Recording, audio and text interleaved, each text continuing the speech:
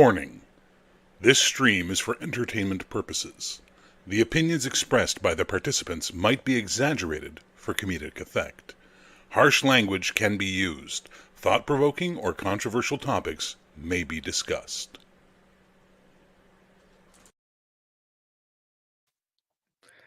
Hello, everybody. Welcome to Tear Off Your Skin, which is an impromptu one. Didn't think I would make a stream. I wasn't sure when the next stream was going to be. I was kind of like tired and stuff like that, but I'm in better mood today. So, let's do that now. And Nicholas wanted to talk about making character interesting and good, I guess. Good and interesting. Is that the same thing? Or those two different things? So, hello, Sean. Hello. And hello, Nicholas. Thank you for joining me. Glad to be here, So man. What? Glad to be here, I said. Yeah. It's been a while since you've been on. Yeah. I've been mostly lurking the last few weeks. Yeah. Yeah. A lot of lurkers. Exactly. Yeah. But yeah, on the topic of interesting, right? I was thinking more on the interesting to play as. I don't know, because I guess interesting to watch, that depends more on how you play the character. Why I say that on the interesting to play, we just finished a campaign, let's call it, of Numenera with Rick, me, Zonalar. And that was a very interesting character to play as. And I was thinking as why he was interesting to play. And I think it comes that the character was very intertwined with the main premise. So much so that I think he was kind of one of the characters that was directly connected to the main premise. So everything that would happen, the character, he was inherently interested. The character itself was interested in what was going on because it would affect his main goal. And that made me think of other games I've played. Isn't that how Numenera usually is, though? Or was this your first time playing Numenera? It was the first time playing Numenera, yeah. Oh. Yeah, I'm not talking about the mechanics or the system itself. Just setting. The setting. Mm-hmm. Yeah. So it wasn't just a character that was just there along for the ride, right? Just like exactly. He had some purpose in the game. And I mean, the session 0 was like a big help because we've made the character after deciding where we were gonna be, what would be, the main thing, and that helped a lot. And that made me think of other games I've played in the past where I liked my character. This was during the 2D, during my dark age. The 2D. But, yeah. Months ago. And Purgatory. I'd made like a character and I was initially invested in it, but the more the game would go onward, the less interesting it would be to continue playing as the character because he was in a scenario where the character would not be in the first place. Let's say I'm playing a cleric, right? Mm-hmm. And then for some reason, like I'm dungeon delving. Like, why is this priest dungeon delving? Yep. Like, why am I even here? Like, there's nobody to preach to. I guess that's the thing a character would do. Like, you just spawn. So then you have to do mental gymnastics. Like, yep. I guess I'm here because of this, or they are my friends. Like, I don't even know like their names, You see, like that. That's interesting. Like, if you look at the comment of Arun, say like, I wonder how this work for the 4D, since most characters are more disposable than in an ongoing game. But what you're saying now is almost like the ongoing game at some point made your character like, well, it doesn't belong here. It doesn't have this purpose. Like, yes, when we do more one shot. I guess 40 wouldn't need to have like to be one shot. We did it like in the Castle Crusade, more of a campaign back then. 4D can be any shot. It doesn't have to be one shot. Yeah, but like when we do one shot, obviously you can have like your character like specifically designed for this game, right? This one shot, so it's gonna be easy to fit in. If you do something that's gonna be more long lasting, you do need like the plot need to follow the characters, right? It's not the character following the plots; it's the plot following the character. And they don't only follow the character; they create the plot. I think that's the big important part. Your last game with a kind of magic, right? The main premise, I think, was your character was the brother of the kid, right? Is that Yeah, the right? cousin, yeah. That was so. Everything that would come up during play, your character would be interested in that. Yeah, that is what I noticed. So I don't think like it make the character more disposable, one shot. If anything, makes the character will to be alive stronger. Funny enough, like this last character, I didn't fall in love with. I didn't like that much. I didn't feel like I brought him to life. Connect with him? I didn't connect with him, and I'm usually the guy like at some point like Phil was like, "Who was your last character?" And I said like, "I'm very fickle." My favorite, who was your favorite character? And I said, "I'm very fickle." My favorite character is always the last one that I played, like because I get invested in those characters, right? And it's this guy's so fucking cool. I want to go back to it. But then we play the next guy and say, "Oh, this guy is even cooler," right? I'm always. But in this one, the graph is up and down like this at first, but then as you do more characters, it starts to go like a even, like an average mean. The last one I played, like it was the first time, like I said, just like I didn't feel it really much, right? And it's my fault because I came in like underprepared, like I didn't put enough thought in who this guy was, and like I didn't think of him like I had to make it like. I don't know. I came in like I didn't. I don't know why, because we had made I guess I was busy, but we had made the character a few days ago, and I didn't. Were you in session 0? In session 0, yes, we didn't make the character. Because some people miss their session 0s, and then they show up with the character, and those just never jive.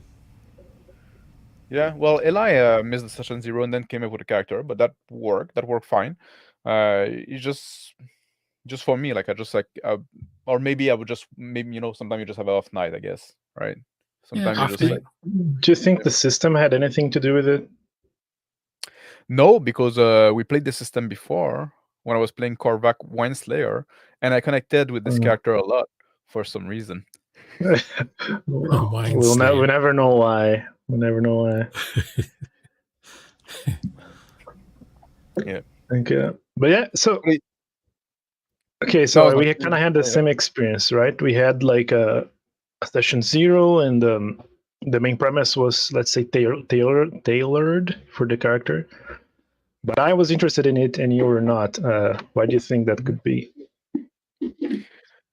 Well, like I felt like, and I told that to Phil, like, who was a GM, and in the end, I said like, I felt like this character like was like kind of cardboard. Like I didn't have any depth to him, right? It was just a cardboard cutout. Okay. I didn't like there was some cool scene I found, like that I was in, stuff like that, right? Stuff happened, but I didn't feel like who was he, like what was into. No, I felt like he wasn't like developed, right? Like I don't feel like I got to know this guy.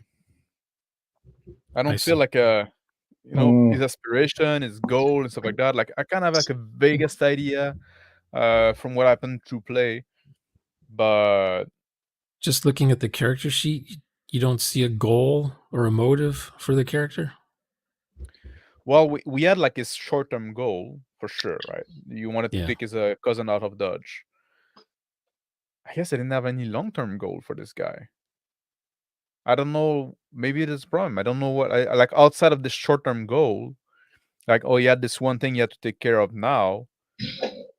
And I knew kind of like, okay, it's like this big mouth, he traveled a lot and stuff like that. But once that issue is going to be resolved, right? What does he want to do afterward? What is he looking forward? I guess I didn't have that. That's when the cowboy says to the girl, I don't know, what do you want to do when the movie's over? Like he saved the cattle, he saved the ranch, and the girl has nothing to do but have this cowboy stay with him and run the ranch forever. And Are you gonna stay in town? He's like, I don't know. Yeah, but even like normal life wouldn't have been like, because for some character that's what they would want, right? They would want, like, a lot of people, that's what they want, just want a normal life. Yeah. You're in a crisis now. Once the crisis is over, you hope to go back to normal life, and then Well, Conan became a king, right? yep, made And then himself a he king. just had a boring life, or did he keep doing stuff as king? There's this one story, that is written when he's king, is the first story that have been written, and somebody's trying to assassinate him, and he defend Okay, himself. that's a Yeah. good goal or motive or whatever. Yeah. Yeah, Stay but alive. That's actually, like, interesting. a big part of the story, of the opening, the story is King Conan complaining that he hates it. He hates being because he's so like bored. Captain Kirk hates being admiral, kind of thing. Yeah. Yeah, but it's the first story that have been published. If I might have like some of the detail wrong. Don't actually mean the comment there, but like and all the other story like actually. are said before, but in the other stories always like it's something that come often, like, oh, at some point I'm gonna make myself king by my own hand, right? And then we know that at some point he did, and he fucking hated it. Yeah, but that's a character arc reaching its conclusion, right? Yeah. After how many books are there, So All but short so- stories. Like Yeah, when so your characters get married, character- the show's canceled. Yeah, I mean, I guess look at all the sequels we have today. Like, they're very unnecessary. So better Yeah. like leave the guy retired. Like, you don't need to bring back. If they done what they had to do. Well, the there's no point in mindset that. now is you can't make an original story. People won't watch it if they don't know what it is already. The mindset is that the crowd, the theater crowd, wants to watch repeats, reruns, reboots, do-overs. Yeah, instead I of think something this is my original. generation's fault. Because the movie Alien would never be made today, except on maybe Dust on YouTube. It might show up there,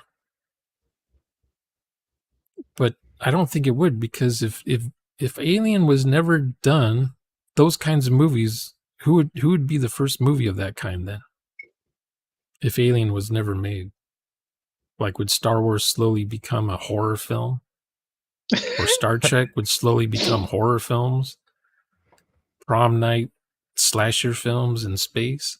Well, those kind Something of would movies are not made anymore. what is like Dracula 3000? Jason X. Yeah. What do you think, Sean, makes a good character? A character that is going to be interesting to, I guess, like, well, let's answer that first. Well, you have to have He's an a good interesting character, backstory. but You have to have a backstory, which is like 1 or 2 sentences. What was your character doing before all this mess happened? Mhm. Did you have that for your character? Yes, I did. Oh, yeah. Was your Well, I character did, like, an more in the- accountant? No, he was he was this traveler, Was right? he- And this skull, and he did like some A checking of troubadour, right? artifacts and stuff like that. Yeah, well, like an actor mostly. Yeah, actor.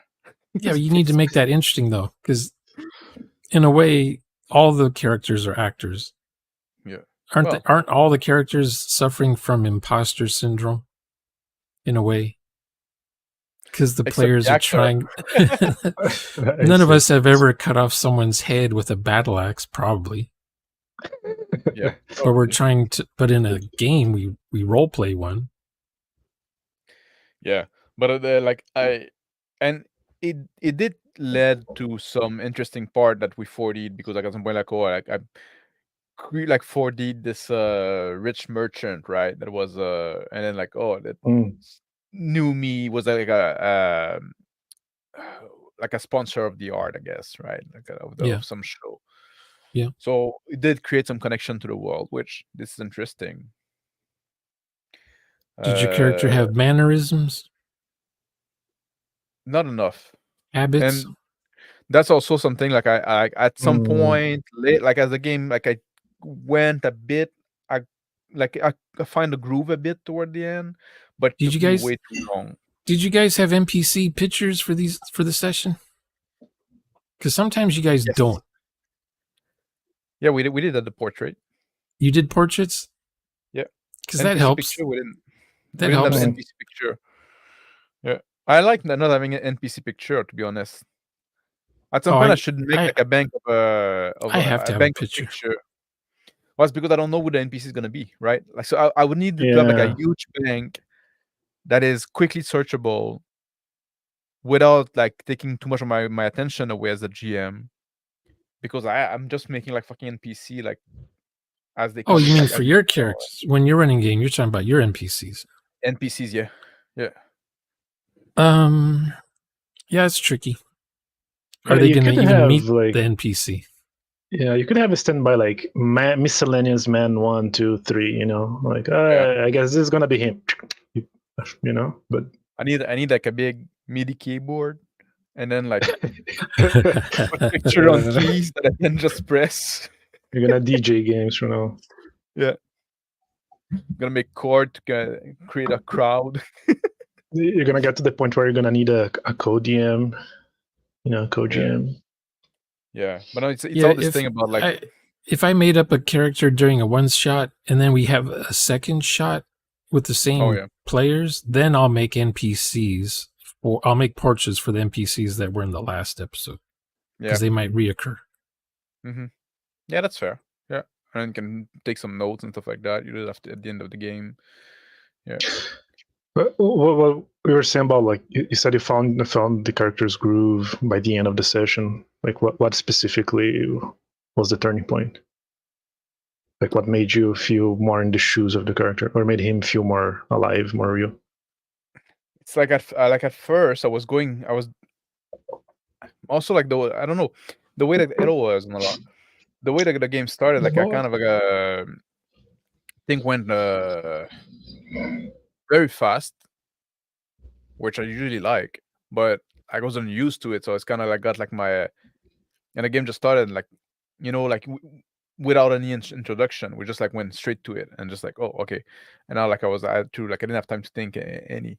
Also, I was a bit late. We didn't have portrait, and I was like making my portrait for this character like literally minutes before the game. Like,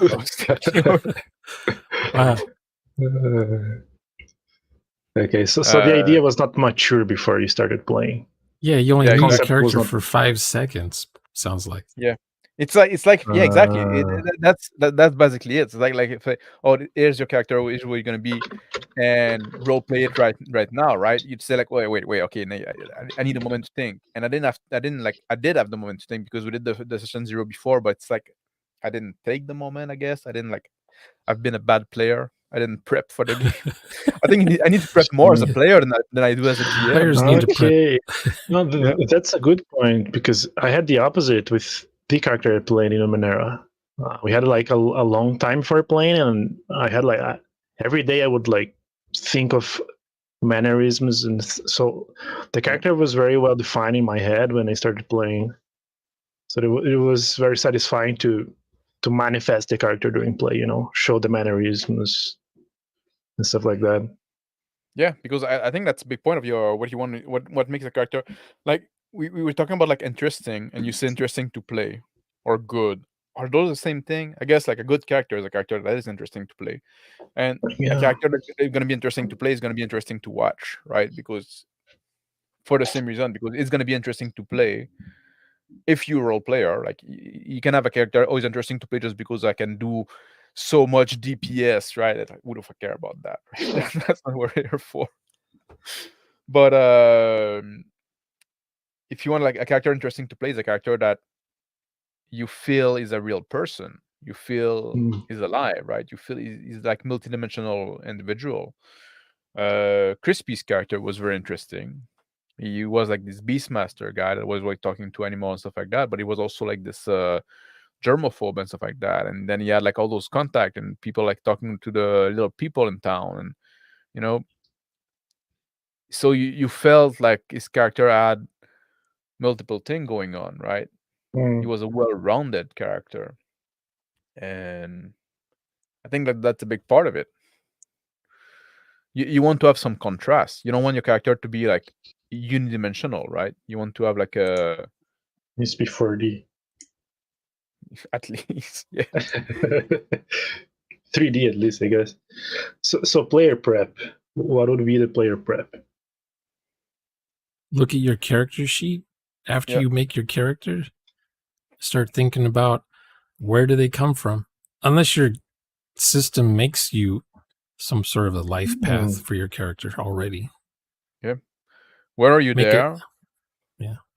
Are you doing point buy when you make your characters, or is it random character generator? In EZD6, it's basically you just pick stuff, right? You just pick stuff. So you're kind of you have an idea as you're making your character then.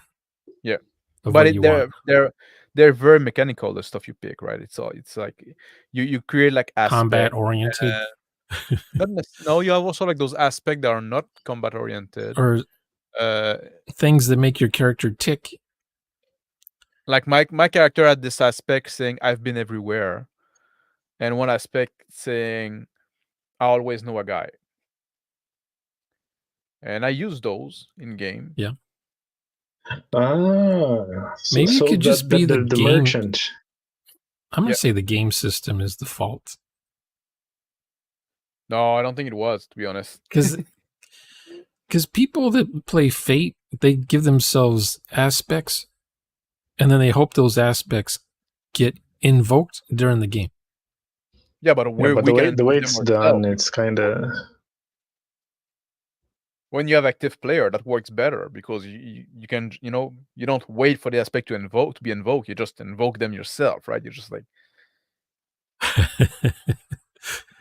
Yeah, I guess. Yeah, but so the merchant, when you're being arrested, was that part because of your aspect? That's why you're like, hey, remember me? Oh, okay.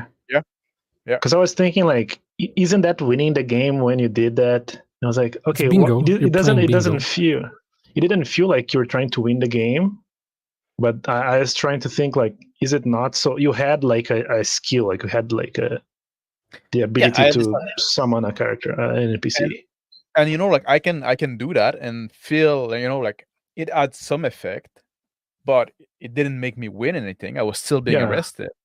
And when I was running away, I try again. Like I said, I'm gonna go like to this banker there, right? And then I knocked, and Phil said, "Well, nobody's answering." Well, there you go. I try something.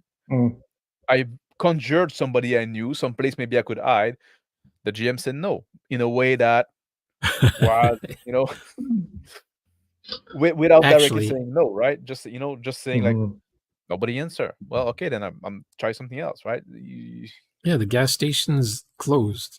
Yeah. The pharmacy is closed. The bank is closed. Yeah, exactly. So those things happen sometime, and you just move on. All the police at the police station are murdered. Some of those are more credible than others. Yeah. But I still think it's the system though that you're using. Maybe the system is too light. Some of these 20-page rule books. Yeah, kind of light.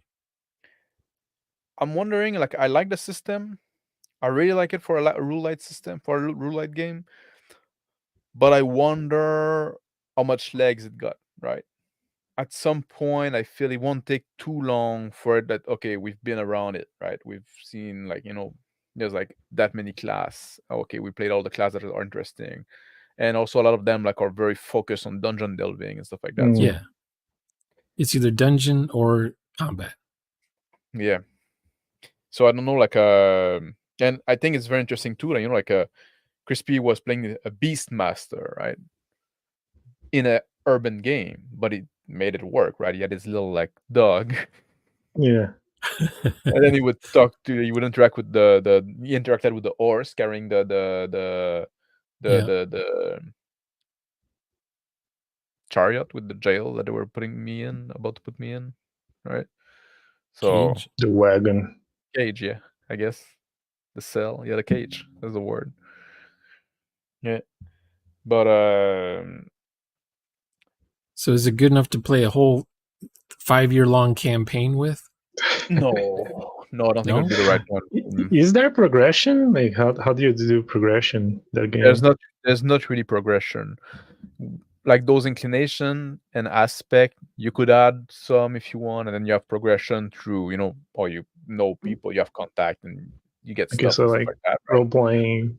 Yeah. Okay. So was your character more or less interesting than were you in the Wendy's game? Yes, I was. Was your Yes. Wendy's character more interesting? Yes. He had a backstory. He had a lifetime goal. Maybe the setting wasn't enough for you to get a grip on what your character was going to be. They were No, playing like, in a good setting though, the Rising Sands one, right? yeah. No, I really think it's honestly, I really think the fault is on me. Like I'm just the one that didn't like put enough thought in this character. Like, and I said, You were like, oh shit, they're going live in 5 minutes. I need to make my character still. exactly. Like I should made a probably character look at my and I had, character sheet. I had the vaguest idea. Well, that actually happened because also like I had those scroll and some minor magic I could do, which I didn't use any of those scroll, and like I roll randomly for the scroll because I thought I was fit. Like, is this guy's traveling and stuff like that? They're just like random scroll you found through his travel, right? So he doesn't have much control about it.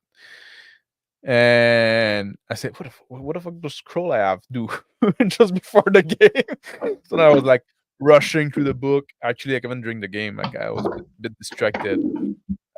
Yeah, really been like a bad player. But like I think the mostly also is like I think this idea that I didn't know what this character aspiration was after solving this crisis.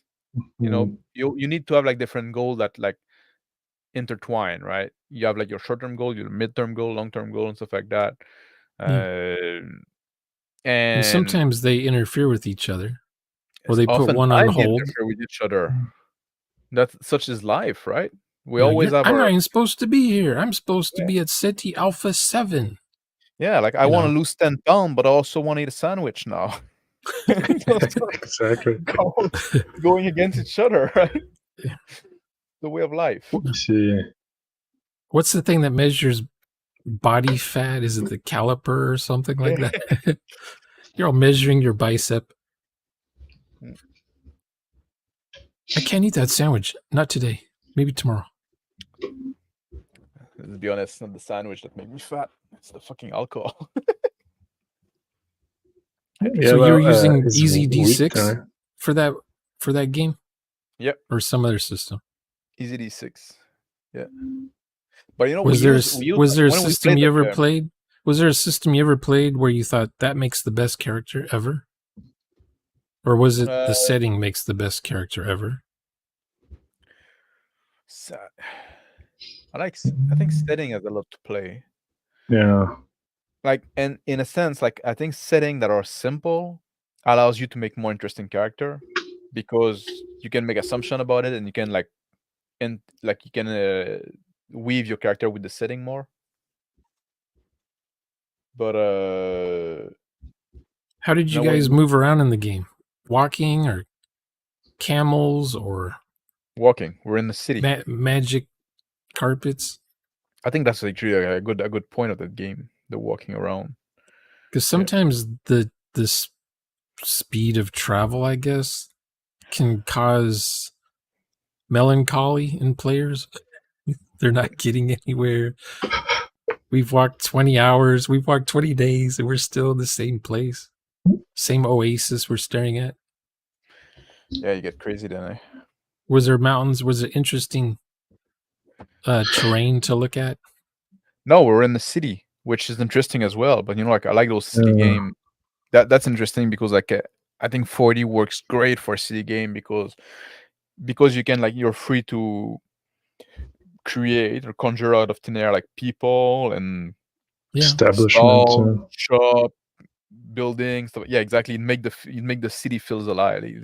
Make it easy for the city to come to you're not at the BS of like the GM describing everything, right? And if the GM does say like, well, there's like 27 people in the street. All right, then now I can think of people in the street. No, you can just say that there's a street, it's a busy street. Now you can think of people. You can say, oh, I go to the lady there within the red coat. And whatever. Yeah, you grab a lady by both shoulders and you say, "What year is this?" Exactly. Now the GM has to figure out what year it is. Just an agent of chaos. Yeah. Let me look at the chat a bit. Space Rolly was saying good character hooks into the game world and their response can be predicted by the other player. I think those are very important point, like hooking in the game world. Like if you want your character feel like he belongs, and the predicted by other player, that's about your character being consistent. I think that's also a very good point. You don't want your character to just like change all the time, like from one scene to the next, being like very random and chaotic, right? Because people, you can read people and you can like predict people.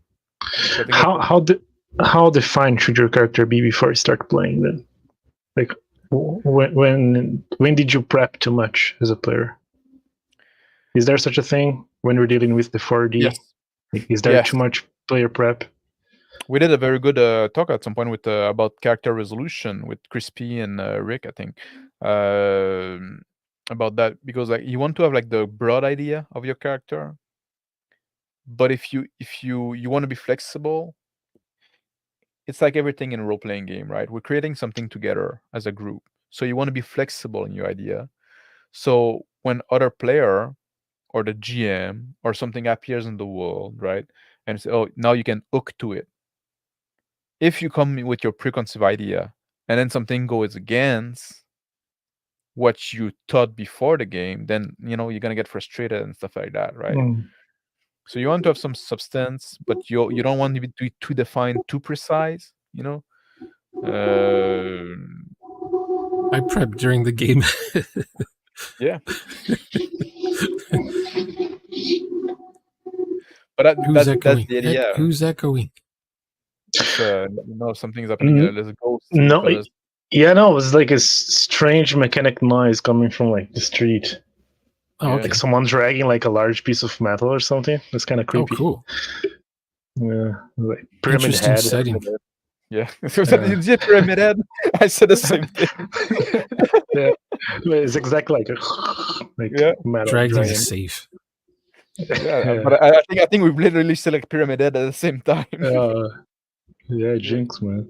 But I sometimes prepare my characters still at the beginning of the game session before my character meets the other characters, because I'm just trying to wiggle worm my way into where am I? Because I always start games in a black void, and I don't often even know what my character looks like yet.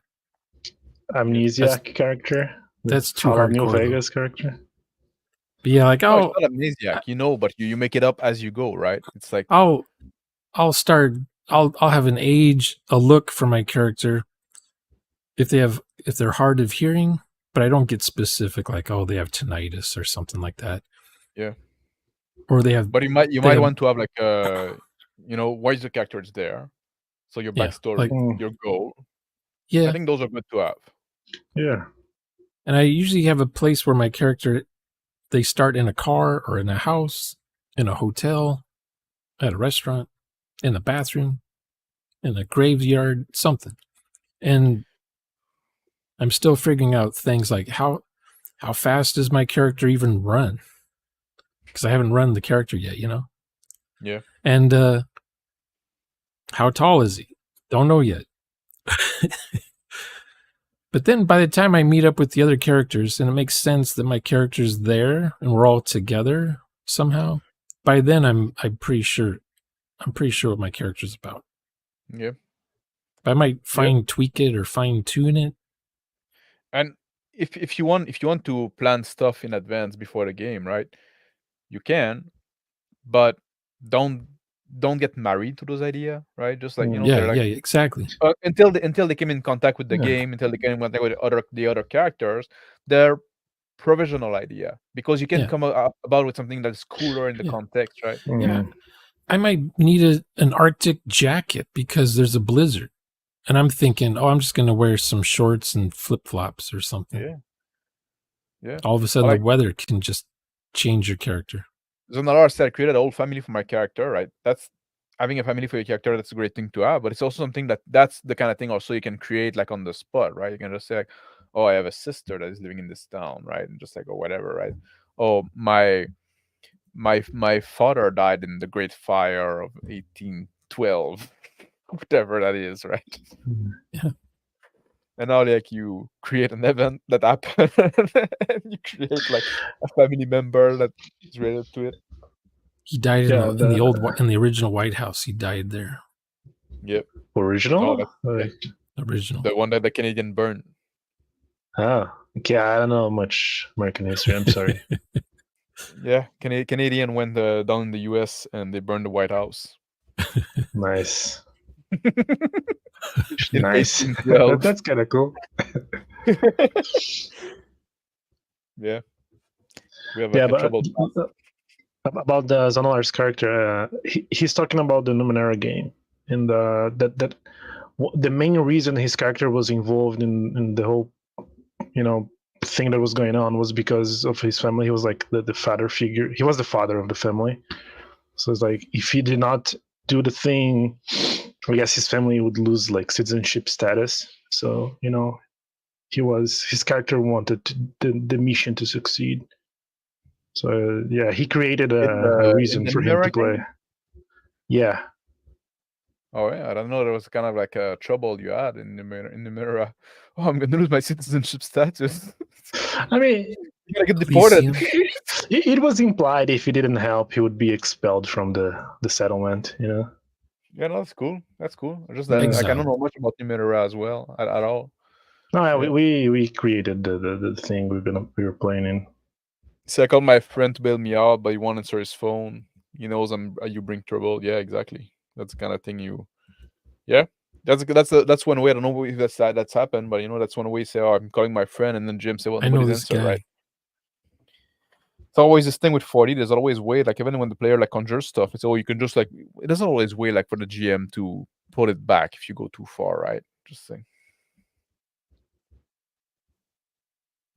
No, without like just saying like, actually no, I you agree. can do that, right? I can say like, oh man, this guy owe me a favor, and then you go see the guy, and I gotta tell you like, what do you mean I owe you a favor? After all that favor have been repaid like 10 times over already. Stop fucking bothering me now. Just like, yeah, there you go. Now something happened. We learned something about your character. Okay. We learned something about the world. We learned something, In a cartoon RPG, the Japanese girl who's 8, she uses her wristwatch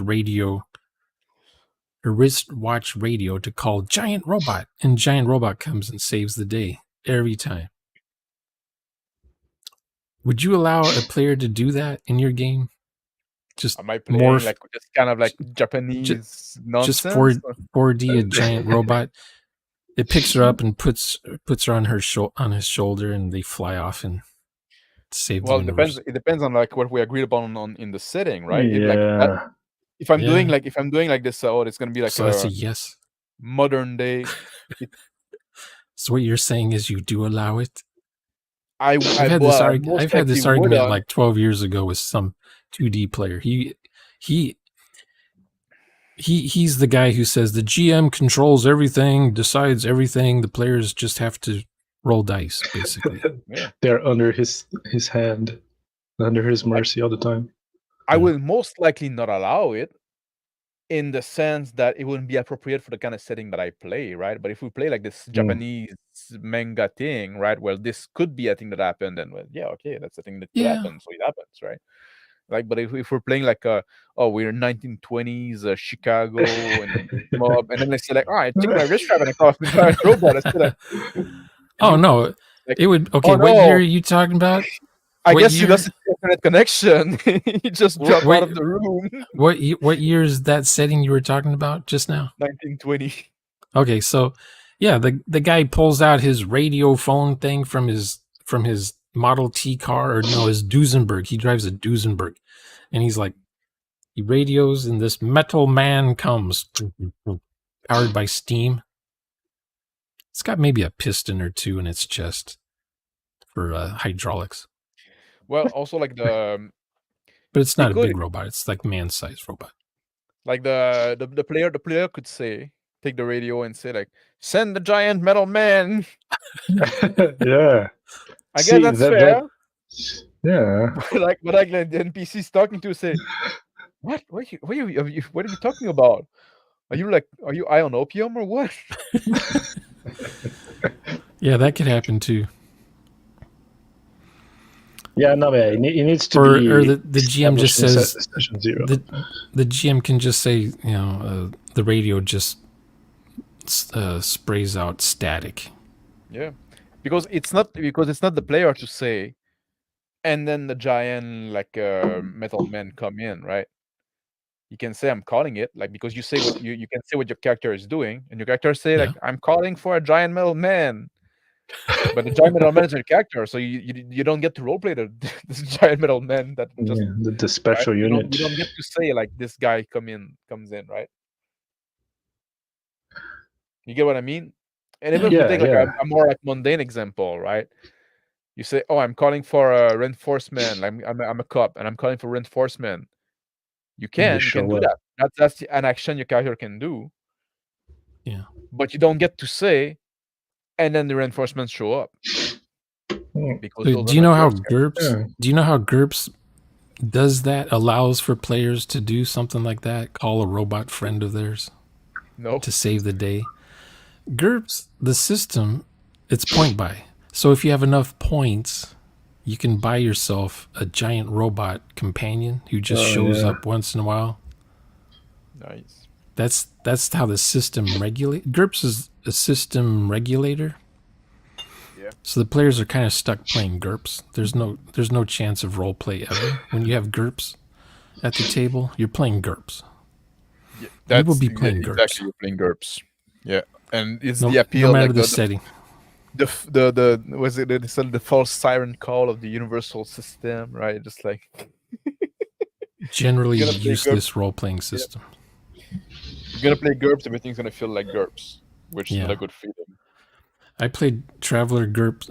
I played GURPS Traveler for 5 years, and it felt like we were just playing GURPS, not Traveler. Like people are like, that's something like that's a hill I'm gonna die on. Probably not, but I would die on. You're immortal. Like, system inform tone much more than setting. I agree. So if you play GURPS, you're gonna play GURPS. Whatever setting you put it in, it's gonna feel like GURPS, right? Well, if you but play you can D&D, have like a similar setting. Yeah. You play D&D, you're playing the system. Yeah. You're playing the setting. That's often like the example I'm often used with between like D&D and Warhammer Fantasy, right? Which the setting is very similar, but the tone and the feel is very different. Completely different, yeah. Mechanics are different. Yeah. Mechanics would inform, like, people say like, "Oh, mechanics don't matter." Say like, "Yeah, you're a fucking moron." Mechanics inform the tone a lot. They'll say that. They'll say that as long as there's a D20 in the game. They find out, there's no D20 in this game system? Well, yeah. Obviously, if you say like, "Oh, between this OSR game and that OSR game," yeah, like, then the system don't fucking matter. So can you make a good character in a bad game?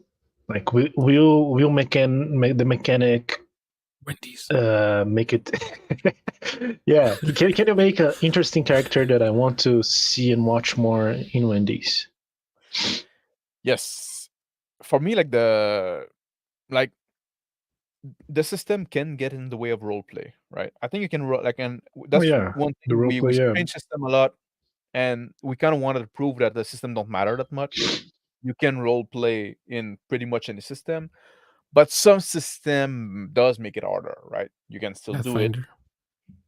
Yeah, Pathfinder would be much harder. Like we did, when we did like the World Without Number, I felt like we did a good job with it. The Rising Sun game was in World Without Numbers, but there's like the way the mechanics are made. Sometimes you do need to do a little more like out of character talk. If there's AC, more math, you want to know what the AC is of something. Yeah, and then you kind of do know that, because like then but that is that. Oh, you do. I get that much damage, but it's shock damage or is it regular damage? That not matter. Triple damage. Triple ambush damage. So there's those cases like that. Some system do by the nature get a little more in the way. The D20 when they like the systems when they're too lucky.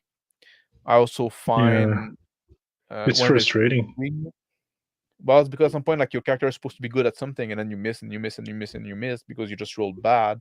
At some point you just say, Yeah. okay, come on now, right? Just fucking give me a dice roll that I've just been taken out of character. So those are like a consideration. But if you try, you can do it. You can still role play.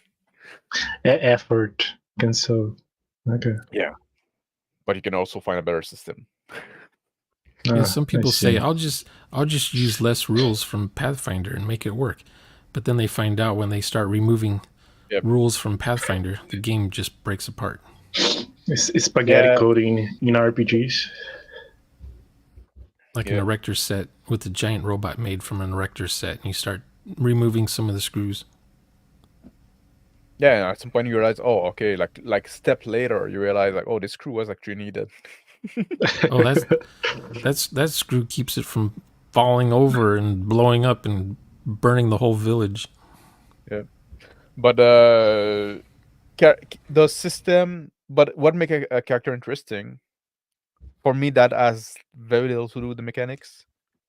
Is there did that happen? I guess it did happen. Like hairstyle, exactly. That's all it is. LARPers are only care about the hairstyle and costume. Special hairstyle. Oh, we can talk about that. We can talk about that. That's something I complain a lot about modern D&D, new D&D. Did you see the Fallout that YouTube back in November? Some guy went to Nevada somewhere and they had a Fallout convention. Oh yeah, I saw that.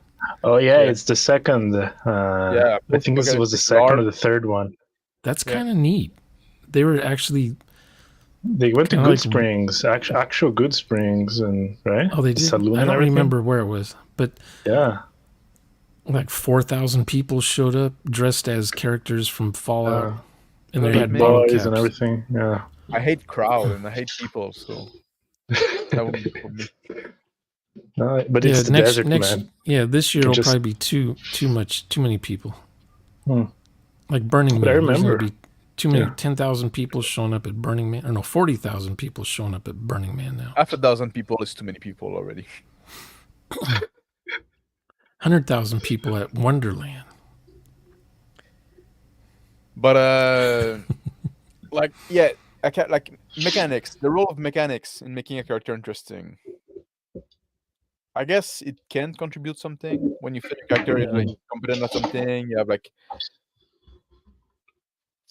But for me, that's not the main point, right? It's but because that's just skill checks, I guess. Just can I do this or can I not? I don't think that necessarily is tied to character being interesting or not. Because you could play a character that is like young and unexperienced, and I think that can be an interesting character. Yep. Yeah. Your character being bad. Some characters have interesting set of assets, a particular set of skills. Some characters are interesting just because you've never played that character before. Yep. When I was playing Korvac Wendslayer, right, at some point it was like this horde of enemies coming through the door, right, and I'm just there with my giant sword and I'm swinging it and I keep rolling and I keep killing people and rolling and rolling and rolling and rolling. And that's kind of cool. That feels kind of cool, right? And it does make the character feel cool and interesting. But it also tells you something about this character. This character is, from all its flaw, is not so bright, is not very subtle, is not the most like agile with people, all this thing. But then when fight come, he's a fucking like killing machine. He's a meat grinder, right? Yeah. So this is a mechanic like telling you something about this guy. He's a DPS. It's DPS. No, but it's more than that, because like you would assume in the world that it didn't come in that way from nowhere, right? Then you can add to that, right? Did your character have a secret? No. Well, kind of. That makes role playing interesting when you have a secret. We had this thing that both Finn and I were rolling for stuff we had right on us in possession, and it's kind of meta, but we knew it, right? But the idea was like both Finn and I rolled for that we had fake Joel on us, and the idea was like Finn and I were like a team, and we're being hired by Rick's character to do this job. And we both rolled that we had fake Joel on him, and we said, you know what, those are the fucking Joel. That's what this guy paid us with. That's cool. Yeah, that's nice. But it didn't came into play, right? And Yeah. it was the old thing like that.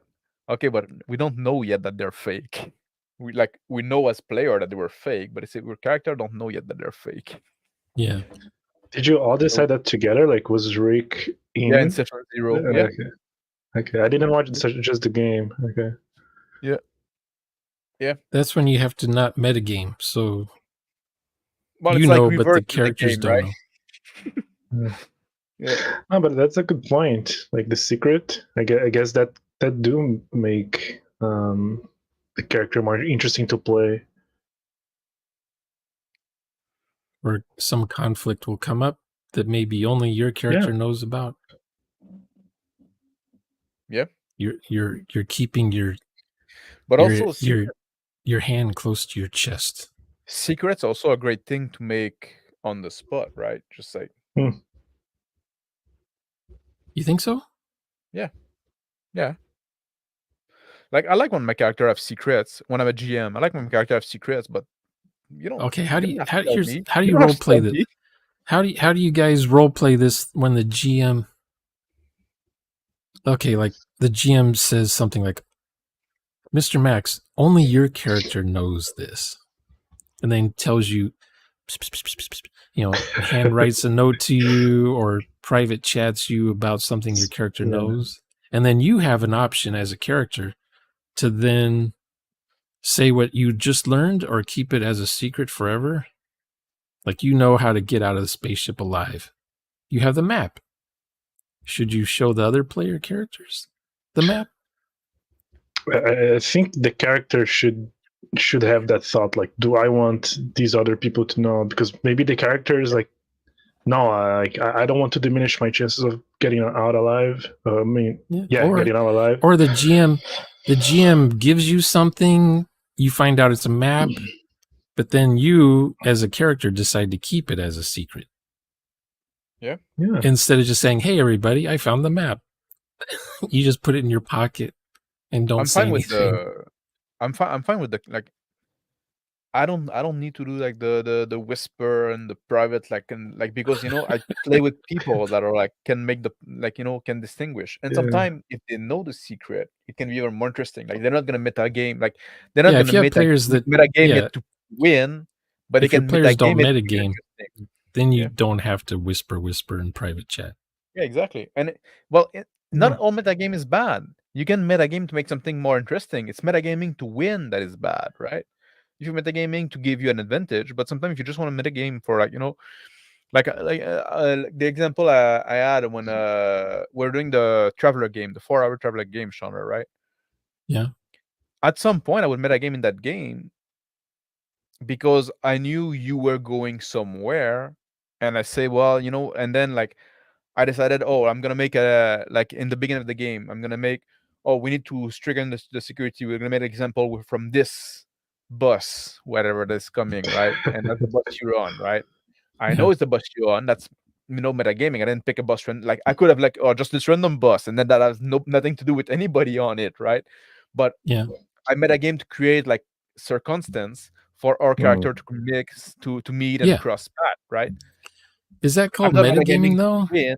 Yeah, because I was isn't it more just doing things that would cause a coincidence? Like, we're in the same terminal. That would be technically metagaming. And the same thing, somebody's heading this way, and then I'm gonna find, and when my turn comes, I'm gonna find a reason that maybe I need to find to head this way as well, right? And it's a reason that makes sense in character. What if I had 4D? What if I had 4D that the shuttle I was on shows up super early, like in the middle of you doing something with another character? and I'm already on the station. Well, then we've done something else. Okay. Good It's answer. no big deal. I was letting Rick Show with control flow. the shuttle. I was just a passenger. Yeah. I was doing the 2001. The guy alone on the space shuttle. Yeah. And his pens floating around, kind of a thing. That was me. I do that sometimes. I don't think about the character until game time.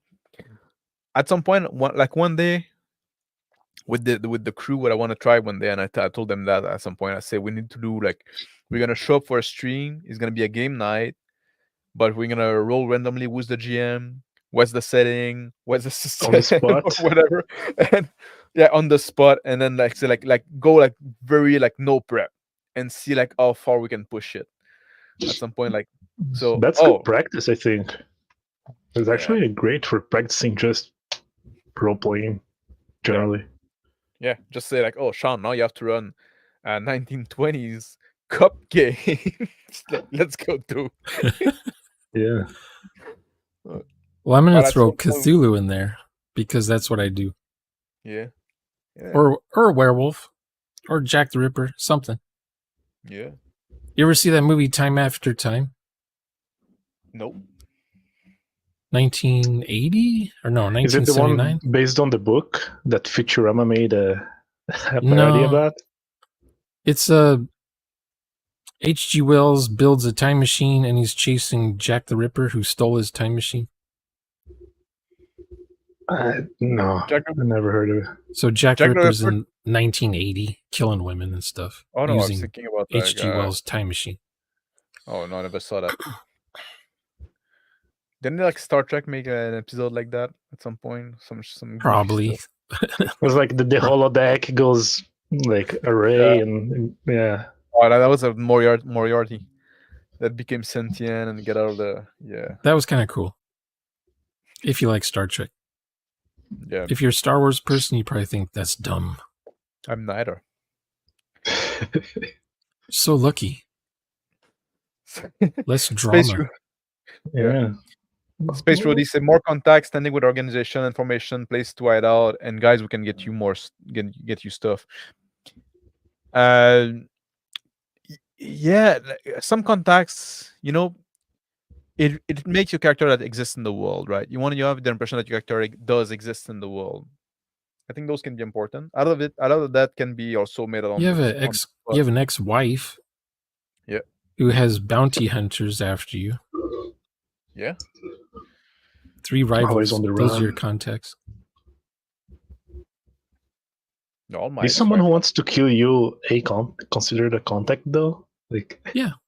Doesn't contact imply you want to talk with them and get in touch because they can provide you something? Can be alien pal from another dimension. Yeah, but could be a rival. It could be the doctor who fixes you up when you're broken. It could be because somebody wants to kill you doesn't mean he's not a friend. Your clone, your evil clone. There's contacts. It doesn't mean you call them up from your phone book. Hey, how are you doing? It just means that you've had contacts in your past life. Okay, I see. Can you pick me up at the airport? Can you call the eye killer for you? I'm at the airport. Could you pick me up at the airport? Yeah, sure, I will. Did you ever have to pick up some girl at an airport once? Yes. Yeah. Because she needed a ride. Yep. Did you hug her when she came off the plane? Well, did you want to kill her? I had a Brazilian girlfriend. Sometimes was going back in Brazil without me. Then I would okay. And there you go. There you go. Did you want to kill her? Yeah, later on. Okay. Yeah, no, I never want to. Were there bombs in the car? Like no. The rental car that you got? Aren't you coming? No, I have my own car. This is yours. My life is much more boring than that. Yeah, you break the brakes. What would a 1920s James Bond film look like? Is there one? Would it change much? Would it just be the shadow or something? What year was the first James Bond set in? Probably 1948. RDA. Yeah, probably post Second World War, After, right? yeah. Jan Fleming fought in World War II. Or did he? Or his cousin did? I don't remember. He did something. Yeah, I think his cousin did, Christopher Lee, and then he wrote James Bond based on that. Maybe. Yeah. Sir Christopher Lee, yeah, he fought in the Second World War. Yeah, He probably fought in both. He was old. Yeah. He was part of like he did some shady like stuff for the English. he was in the special ops stuff and infiltration and stuff like that. Yeah, it was kind of like I said, like James Bond was based on him mostly because he was a cousin of Ian Fleming's. Because Batman didn't show up until what, 37? Oh really? I thought it was older than that. Yeah, it was pretty early. And then World War II happened, so everything was put on hold. Yeah. Crispy C, I think setting is what makes for more interesting characters. And Zonara says setting invokes what kind of character I want to play. Systems often constrain me. I hear that one a lot.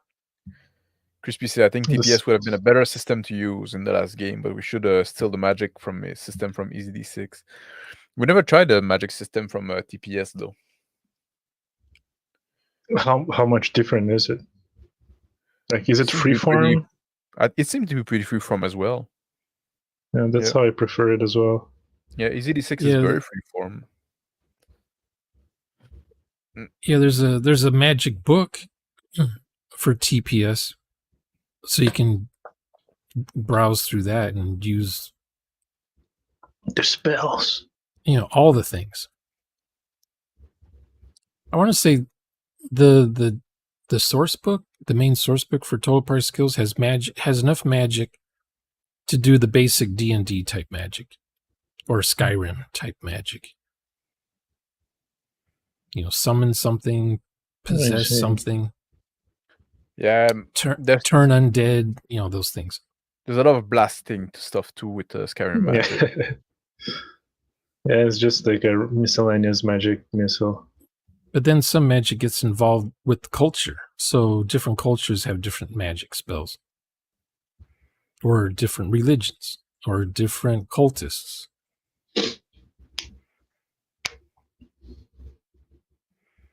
So that would be a setting thing, I guess. Your setting's going to determine what kind of magic you have. Oh, yeah, no, for sure, yeah. That's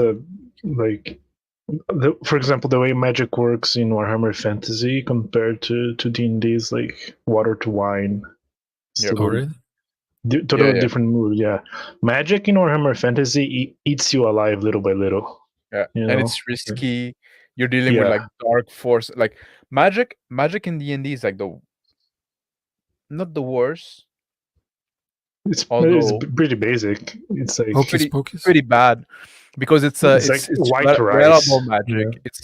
But it's like I hate like magic shouldn't be like just like, oh, I'm gonna cast the spell and the spell will just happen, right? Like there's no risk. It's like it's super reliable. Like it's magic as science basically. Like it's just like a technology that you have, right? It's ammo. It's ammo. Yeah, exactly. Well, it's got like a level strength to it though, right? As you level up, the magic gets stronger. You get access to stronger magic in D&D. Or do you just get better magic to use? But I mean, like this, you get better magic, and sometimes you can upcast spells and stuff like that. But what I'm saying is like there's no risk. Like exactly. you want to create a fireball. What is a fireball? And it's going to be exactly this size, and it's going to be exactly this thing. Oh, you're going to roll some dice for damage or like this, but that it's not going to blow up in your face, right? You're not gonna summon like Hellraiser hooks, to get you and drag you to hell. So, Nicholas, is your game based pretty much on what that woman came up with back in 100 AD with the humors? What? What? 180? The humors? Yeah, there's that lady. She was a philosopher. She was some sort of philosopher back in 100 AD. I don't know. The humors like go back to like the early Greece. Like the concept. Oh, okay. So you go back even farther then. Yeah. Because she was saying stuff like, He changed. "Oh, over the your years, mental your mental health, physical health, emotional health all comes from what you eat, the things that you eat." Yeah. That So was you have the to balance your concept since four the liquid, start. like blood, Mm. phlegm, bile, and black bile. Exactly. Yeah, stuff like that. Yeah, you would want like to keep them like all balanced, but evidently some people naturally have a little bit of more. Like, say you're a feisty person by nature, like you have a lot of bile in you. Puke a bit, eat something sweet. You're gonna get better. That's a problem. I don't have enough blood, and I have too much bile. That's the problem I have. So that's what they always like tell me. So, but what does Mountain Dew fix? Yeah. The bile stuff, I guess. Exactly, probably. Actually, there was like this is like more like medieval times, but they were starting like, okay, so this flavor will help you with this. So like sweet will help with your blood, with your sanguine, And I think sour things like bitter is like black bile. They were like, so yeah, eat some carrots, because carrots are sweet, so that will make you happier. So yeah, the I physicians probably would had like, a grandma that's talk like that. yeah, no, that's like that's very common in Brazil too. Like, drink this tea if you're peeing in bed, and that stuff. That's very does it common. work? Man, some stuff kind of might be placebo, but some stuff do. I mean, it's ancient knowledge. So there's some grounding to it. I think it shouldn't just. You ever be get like vitamin E like someone pours vitamin E into a spoon and makes you swallow it? No, that's before my time. Tastes nice. Or castor oil? Is it some sort of oil? Castor oil or something? Castor oil. I see what you mean. I can't remember. Yeah. There's no some one stuff does that like anymore. No, you have the pills like that. I don't like dusting. Just eat right. Right. Exactly. You don't need pills and the supplements. Just eat fish eyeballs and organ. Get some sun. Trails. People don't get sun anymore. Exercise. Exactly. Push yourself a bit. Yeah. Good diet and exercise will do you wonder. And prayer. Exactly. And money. And a fancy car. And no, fancy car don't do shit. Money doesn't do that much either. Trophy wife. I can talk about that. Like Iron Man, right? Tony Stark, billionaire, industrialist, philanthropist.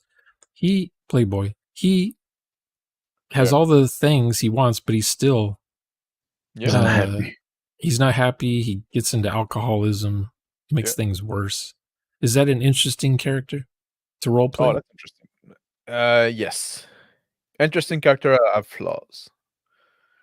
That's an interesting character because you see, that's a character that would have everything somebody could think would want, but is still unhappy, right? So there's when we're talking about contrast earlier, that's an example of it. That could be an interesting character. Like all of his problems, all of his problems can be solved maybe with money. Like all of his daily bills have like 4 extra zeros added on to them compared to our bills.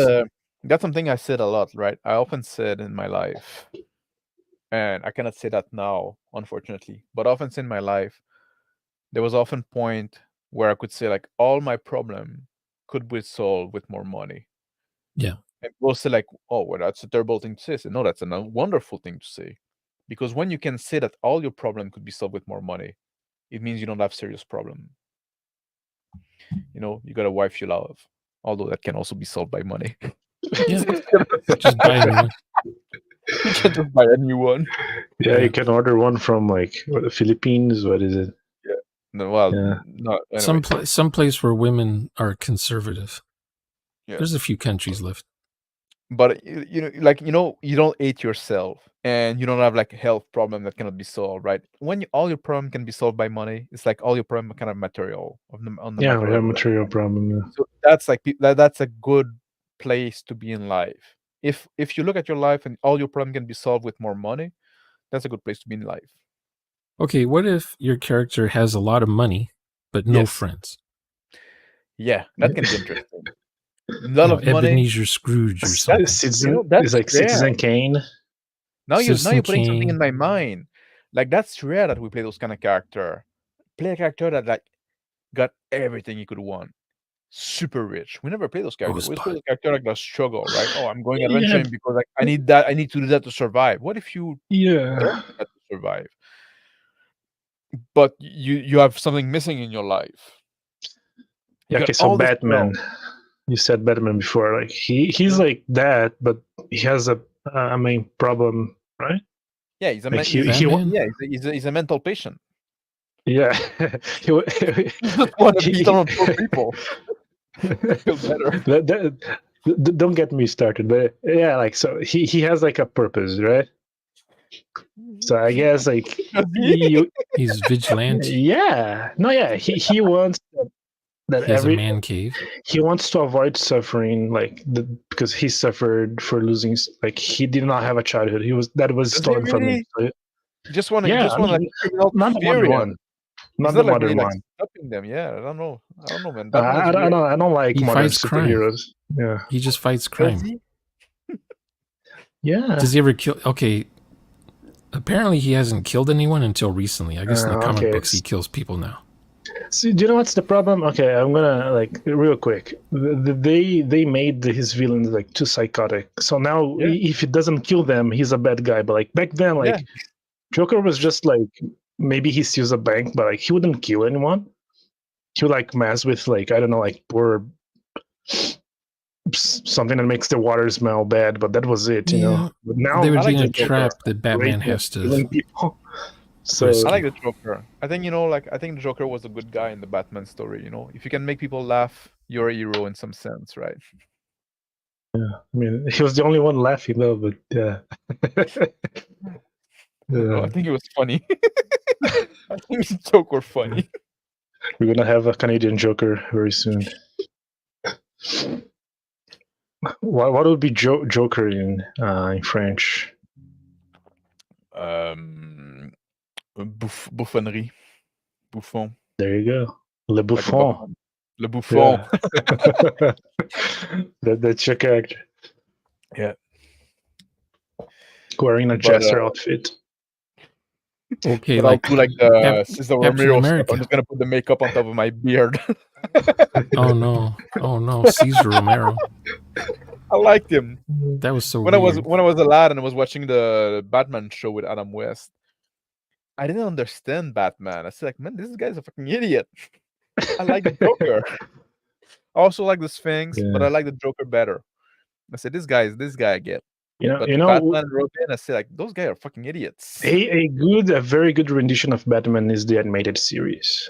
The old I never one. watched. I was too old for that. No, that is like a very good. Not Batman and his amazing friends or something. With no, it's not the one that He-Man like and Scooby Doo together. No, it's not that one. It's not that one. It's literally Batman the animated series from when did it air? I guess like I watched one from 84 to 85, and that was a good one. Had the Scarecrow in it. 92, yeah, from the 90s. Yeah, this was a very good Batman. He was a very good Batman. Yeah, because like people may make him too dark, and yeah, he's the dark guy, but like he still feels compassion. Like he's going out there, you know, because he wants to make Gotham a better place. Yeah, but now he's just like a BoJack Horseman that fight people. They turn Batman into a straw man. I like BoJack. Every hero, pretty much. Season. I actually like that show. That's one TV show I watch. Which show? I've never watched it. BoJack Horseman. The dude is a horse. Yeah, he's literally a horse. Yeah. Like he's a horse in a suit. It's like if Seinfeld was a horse. Seinfeld was a horse. If Seinfeld was a horse, he made this like TV show in the 90s that was very popular, but then he got depressed and he's like a has-been like washed up actor. Okay, I see memes of that, but I've never seen the show. He's rich still, but like he's depressed. Now I Yes. know what that comes from. Okay, I didn't know what Yeah. that character even was. But I actually like the show. I think the character of BoJack Horseman was relatable, and interesting. You know, we're talking about an interesting character. He had a dimension to himself, to him, right?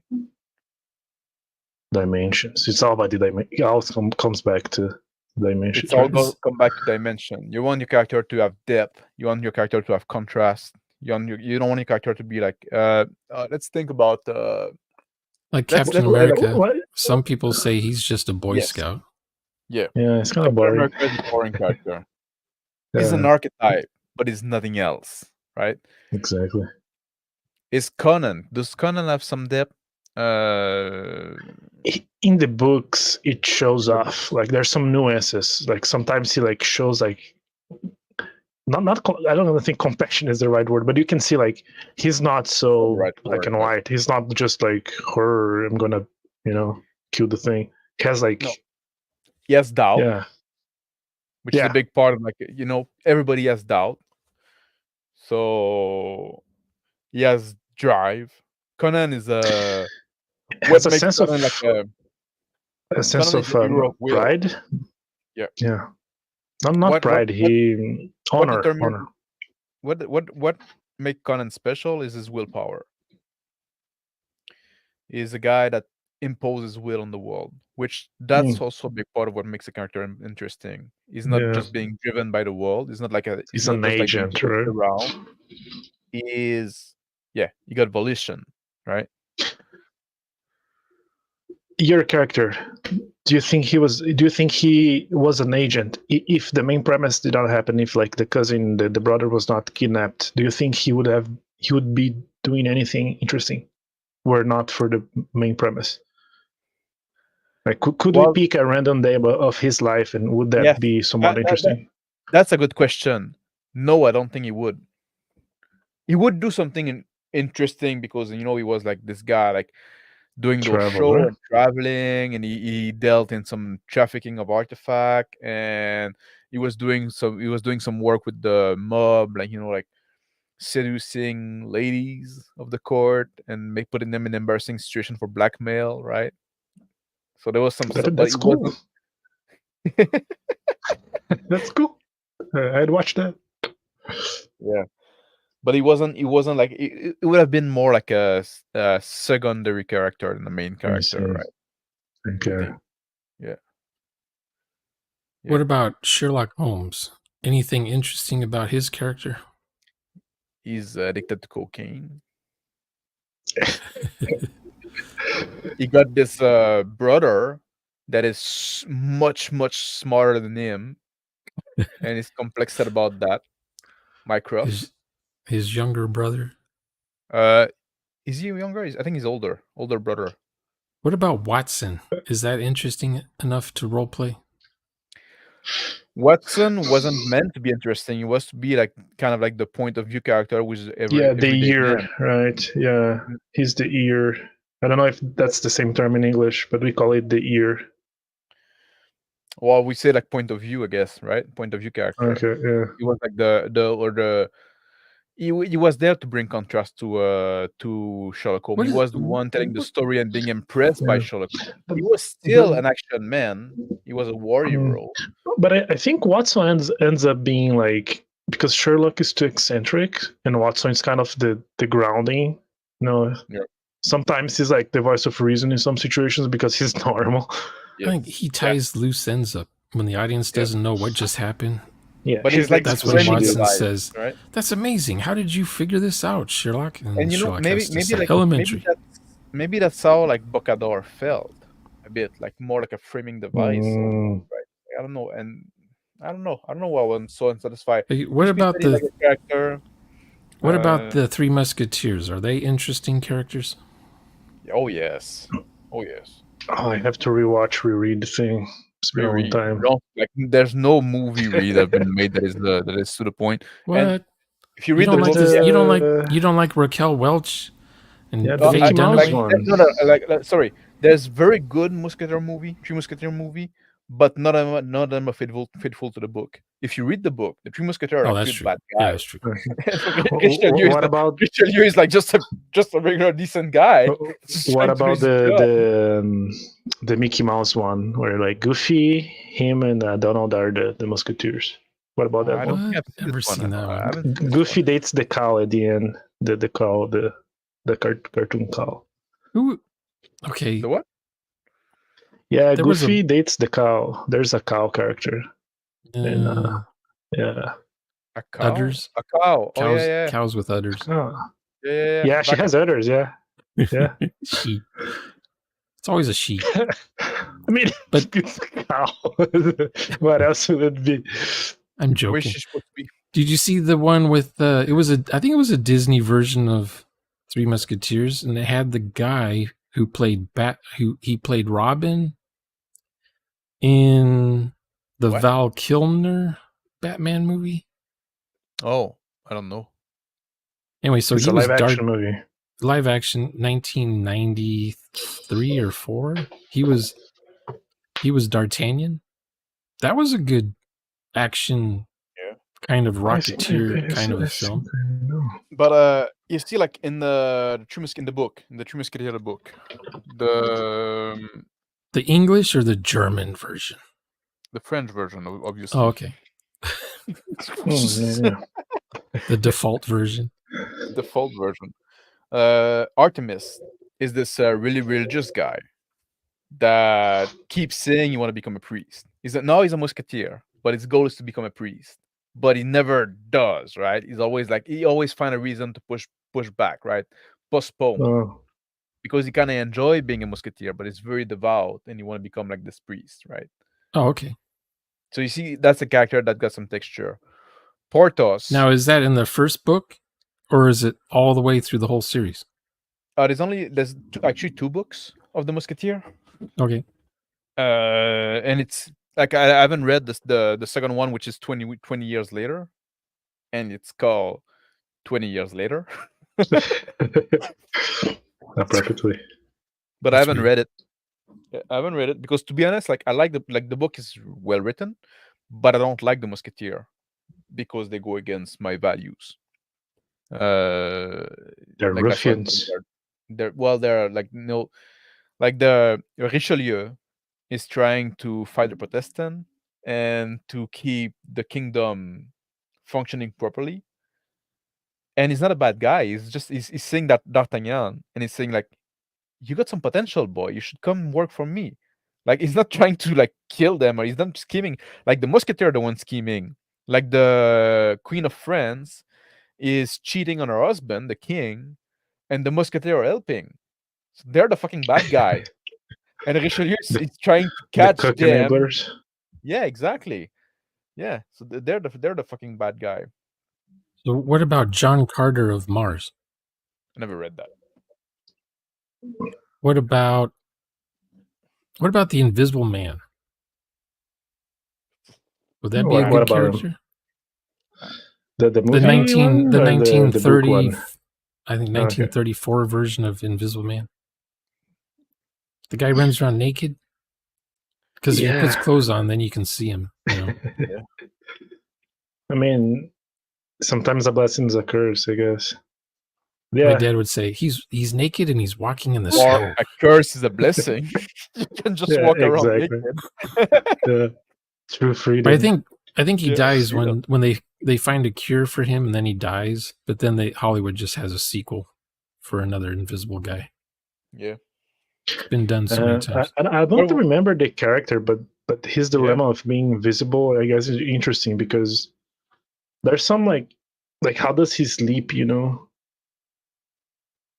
Actually, like I don't remember too much, but if I remember correctly, in the original story, that's a big part of because he become invisible, and He goes crazy that too.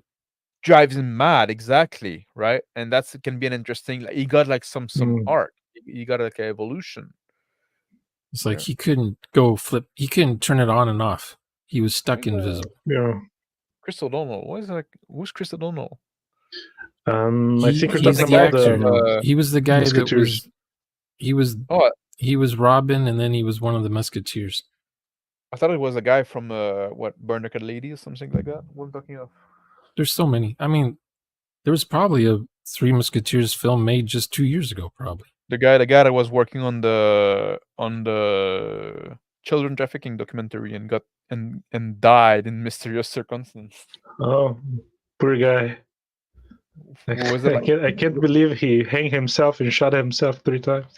In the back, yeah, like Yeah. Anthony Bourdain too, and all those guys. Yeah. Who was it? Was it the writer or the Paul director? Or what? Walker.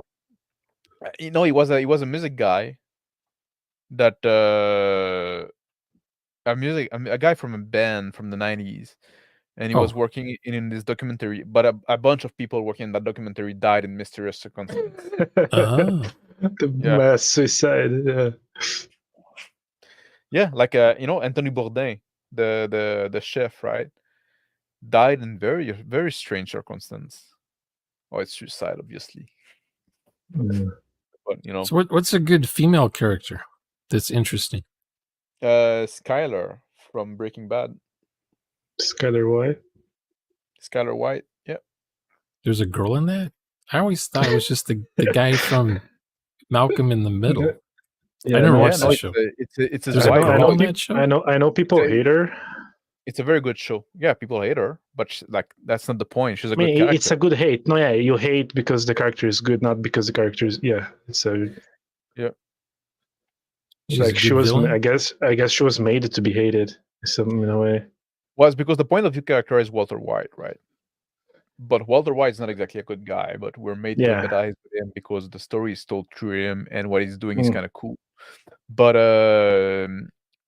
Skylar White is a good female character because she's a mother and she's trying to keep her family together when everything goes awry, right? And she's out of her depth. Like she's in a situation so big she doesn't know how to act, and she does make mistakes and stuff like that. But she's trying to do her best. She's trying to do her best in the circumstance, but those circumstances are extraordinary. So she's interesting in that sense, right? Like Lara Croft. Yeah, which Lara Croft movie? From the with the Angelina Jolie one. Yeah, Angelina Jolie, obviously. That one was is that good. a good female character? Is that a female character? I only know her from the games. I don't remember the movie. I remember one that she's in Africa. I think it was the last movie she made. I did not like that one. Because oftentimes, like that's a big problem I have with a female character. Like they make them men with tits. It's a guy. Yeah, it's a guy with a female skin. Last of Us 2. Yeah, Last of Us 2. Well, they put some girl's head on a guy's body. Yeah. Yeah. But even and then they kill the main character, the main guy. Yeah. That's Neil Druckmann's. I love the modern movie, or even not so modern movie. I love of them. Like when they make female character, there's nothing in them that is female. They're just like male action heroes. Yeah, that's how Alien was. The screenplay says use male or female for these characters. It doesn't matter. But Ripley in from Aliens and further on, it does become important that she's female. Yeah, the Aliens 3 with the girl. Yeah. Shannon's gonna hate me, but like female characters, yeah, you will. Ghibli Studio Ghibli has some interesting female characters. They are actually they very believable. Is that a Marvel character? No, it's like Spirited Away. Yeah, and Princess Mononoke. Those anime kind of stuff. Which character though? I mean, all of the movies are like female led. Nausicaa, Valley of the Wind is a great movie, and she's a girl. You have Nausicaa? I have all of them already. I like the ending of that movie so much when that monster comes up, starts shooting lasers, and then it melts and dies. It's kind of cool. Yeah, it had good animation. It was unborn. Yeah, so she's Any me girls think in of- Akira? Was it There just the is two guys? like there is one that like she gets her shirt ripped off, like she almost get molested, but then the guy saves her. Yeah. There's that girl. One of Yeah. like the weird like old kids with psychic powers is a girl too. There's another say Brienne of Tarth in Game of Thrones was a good female character before they ruined the show, obviously. But about those movies, though, is the girl, any of the girls interesting, though? Spirited Away? Is she interesting? I don't think Spirit Away is that interesting. Princess Mononoke, or whatever it's called. You think Spirit Away isn't that interesting? No, it's good. I mean, I've seen the character, the protagonist. Yeah. It's not as interesting as the setting. Yeah, but the other Yeah, movies, Shiro, she's just a vehicle to explore the setting. It's not a character movie. It's a setting movie. Or the Kiki's Delivery Metropolis. Service. The Metropolis film. That was a cartoon. I haven't seen that. It had a girl. It made by the same guy that did Astro Boy, I think. Is it the one that like some robots are like building a city, and they went like Maverick or something? I don't remember. I saw it in the theater. I have it on DVD though. But Nausicaa is interesting. I have to rewatch any that of them. one. But are they interesting though? It seems like she's just like Mad Max. She's just the point of view for the audience, right? Yeah. You see everything through her character. Which one? As she in any of those movies. Any anime film, pretty much. Yeah, no, yeah, they tend to have. If there is a girl, she's just the.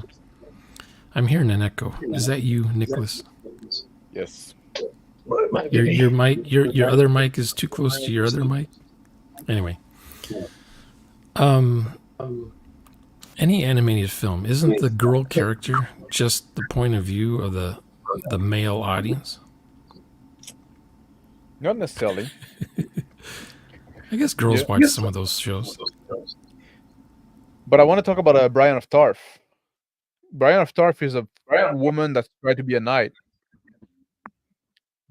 But she's not just a female knight. It's addressed like the fact her condition of being a female and going against the norm and stuff like that, right? Is addressed, right? She's this like ridiculously big woman and stuff like that. And so that can make her like an interesting character. That does bring Is she the one that was in one of the Star Wars movies? Yes. Okay. But I haven't seen those Star Wars movies. I kind of remember what she looks like. Yeah. She was tall. Yes. Yeah. And blonde. Yep. Yeah.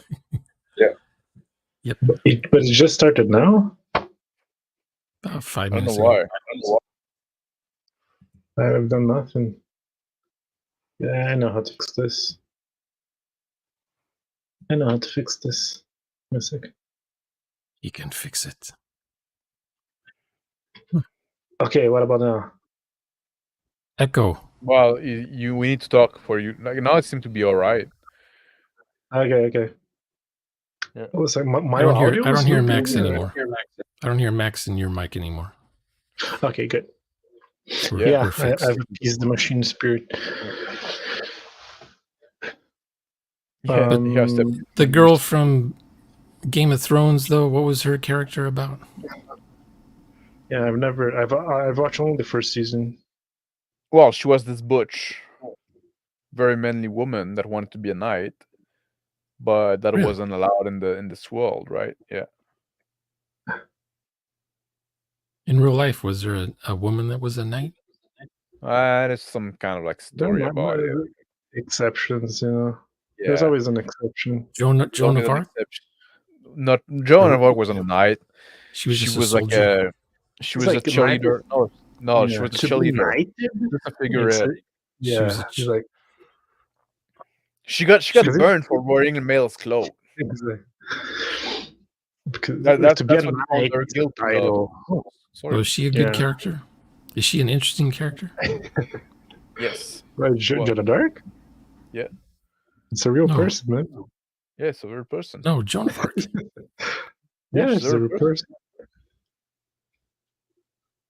But yeah, Characters don't have to be First fake. man. They can be real people too. You can role play a real person. Abraham Lincoln. But if it's a real person, they are more likely to be interesting because they are full people, right? Yeah. I guess if they have a wiki page, they're probably interesting. That's your. Have you ever Googled yourself? Do you have a wiki page? I have one on Traveler, Really? Ah, okay. but I We haven't. can fix this. I don't have anything on wiki. No, I'm not. I'll ask the AI. Remember last week we were asking the AI about each other? Yeah. Yeah, I asked the And AI to roleplay Shoner, Oh, really? the AI is but I getting guess smarter. it's stuck in the past. Yeah, it's stuck in the past though, because I asked roleplay Shoner answering this question, like, what is your favorite TTRPG system? I was like, GURPS is the best. It's the most versatile system. Yeah, that's Shoner, right? Well, I used to have YouTube stuff playing GURPS long time ago, so it's Like stuck in in history. We're talking about Game of Thrones and female character, right? There's a lot of female character in Game of Thrones. Which one's the most interesting? The least interesting is Daenerys. Daenerys fucking sucked in the show and the book, always. Okay. That's the blonde girl. That's the Targaryen girl that was with the Dothraki across the sea. Oh, yeah. I didn't watch the Good episode. point. I didn't watch the show, so I just know faces. If they have brown hair, blonde hair, red hair. Well, that also didn't help that the actress playing her in the show was shit. So, what's her name? Emilia Clarke. She wasn't very good. No, she's very bad. But she's also like she's very like unidimensional. Oh, okay. She didn't have She's much like- of a part, did she? She just kind of shows up with a dragon and kills things. Yeah, she got dragon like exactly. What's her character? Oh, she got dragon, and she freed a slave, right? She's like, and she doesn't have like she's not a good character at all. I know Cersei- that, and I don't even watch the show, so she must be legendary. Cersei's a bit more for interesting. commoner people like me to know this stuff. Yeah, I mean, the character was marketed, so Maybe I saw a commercial once. yeah. even in the books, she's boring as fuck. Like I had to stop reading her chapter. I would like just fucking skip over it. Well, I who was the other rewatched the guy? show last month. It was John. Was there a guy named John Stark or something like that? Jon Snow. Jon Snow. Jon Snow. And he has a sister, right? Yes. No, Arya. Okay. Arya. Yeah. Well, he has two sisters, half sister. One has red hair. Yes. Okay, those two were talked the most about on YouTube when the show was popular. What's her fucking name now? I forgot. Sansa Stark. Yeah.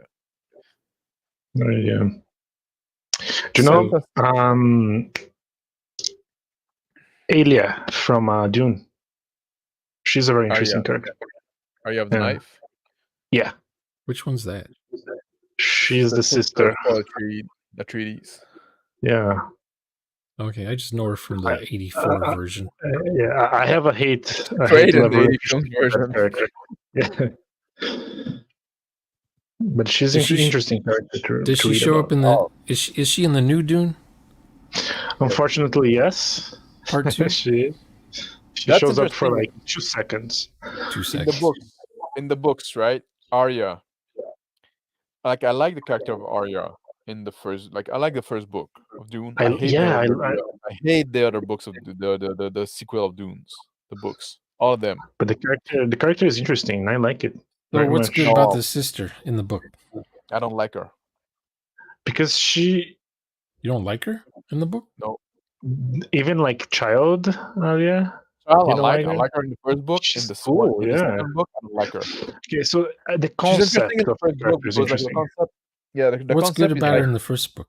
Okay, her mother while she was pregnant with her, took the drug of the soothsayer that gave them like access to all the genetic memory. But Yeah. because she took that drug while she was pregnant, the daughter was born with all the knowledge of a soothsayer, of a veteran mother. Veteran mother. So it's basically a child born with the genetic experience and memory from like all the antecessors. So it's basically Why don't they all do that superhuman. then? If she did that, how come they all didn't do that or think of doing that before? But it They didn't say turn it's a too well for combination. her. Yeah, because Oh, she dies or something? I don't remember. you She got have like possessed. an infinitude of personalities inside of you, and if one of them is strong enough, they can impose Exactly. in you. Yeah. Oh, okay. Yeah. Well, that explains why no one does it Yeah, exactly. Like because on like purpose. yeah, she got too many But it's very personalities inside of interesting her because before, like before it's like she got formed her own. But the thing is, like, she got possessed. By who she get possessed in the following book? no, it's not. Yeah, she gets by the Baron. I guess spoilers. Like, but yeah, the Baron. Well, spoiler, like, but if you didn't, like, if you didn't read it, like, well, by now, right? Just like those books have been out forever. But she get possessed by the Baron. But Because she's a it's female, grandpa. and she's not the Kwisatz Exactly. so she wouldn't So have it breaks. access to the male line. So that's already like fucking Frank Herbert being such a fucking hack that as soon as he do a sequel, he can fucking like follow his own fucking world building. Yeah. Well, that sucks. That's like Superman Yeah, 2. but yeah, but the I character hate is Superman like 2. I like it very much. I need to rewatch that one as well. It's been ages. All those Christopher Reeve Superman I should rewatch. Yeah. But yeah, so the character of Arya, Jessica, like a I lot. love Jessica. Yeah, I That's love a great Jessica as well. character. Yeah. In Dune. Even So the what'd you Reverend like about Mother, her? like, it's. Is it What'd you me like or about Jessica? She's she was like this Bene Gesserit witch, and she was meant to she'd been sent to be the concubine of the Duke Leto, and she was meant to only produce daughter because yeah. the Bene The whole Gesserit can order? choose the Yeah. gender. But because she fell in love with the Duke Leto, and she decided to disobey the order, and that's how Paul Atreides was born. Oh, that's right. Yep. No. So already you got this thing interesting there, like of like this conflict inside. Like, I said this a lot. This Wagner quote of like the only thing worth writing about is the human art at war with itself, or in conflict with itself, right? Yeah. There has to be And conflict. yeah, Because like the human art in conflict with itself. When you want two things that you cannot have both, and Jessica got this thing. She was like in this Bene Gesserit thing, but she decided to disobey the order because she loved the Duke, and she made the pledge to never regret her disobedience, and she decided to accept the consequences. She got all those like this drama baked in, like inside of the same person. That makes an interesting character. Having drama that is inside of you, intrinsic, right? Like there's nothing, you don't need anybody else. It's all self-contained. That makes an interesting character. So answering Zonar's question there, like what makes a female character a good character, is the same answer like what makes any character a good character, I guess.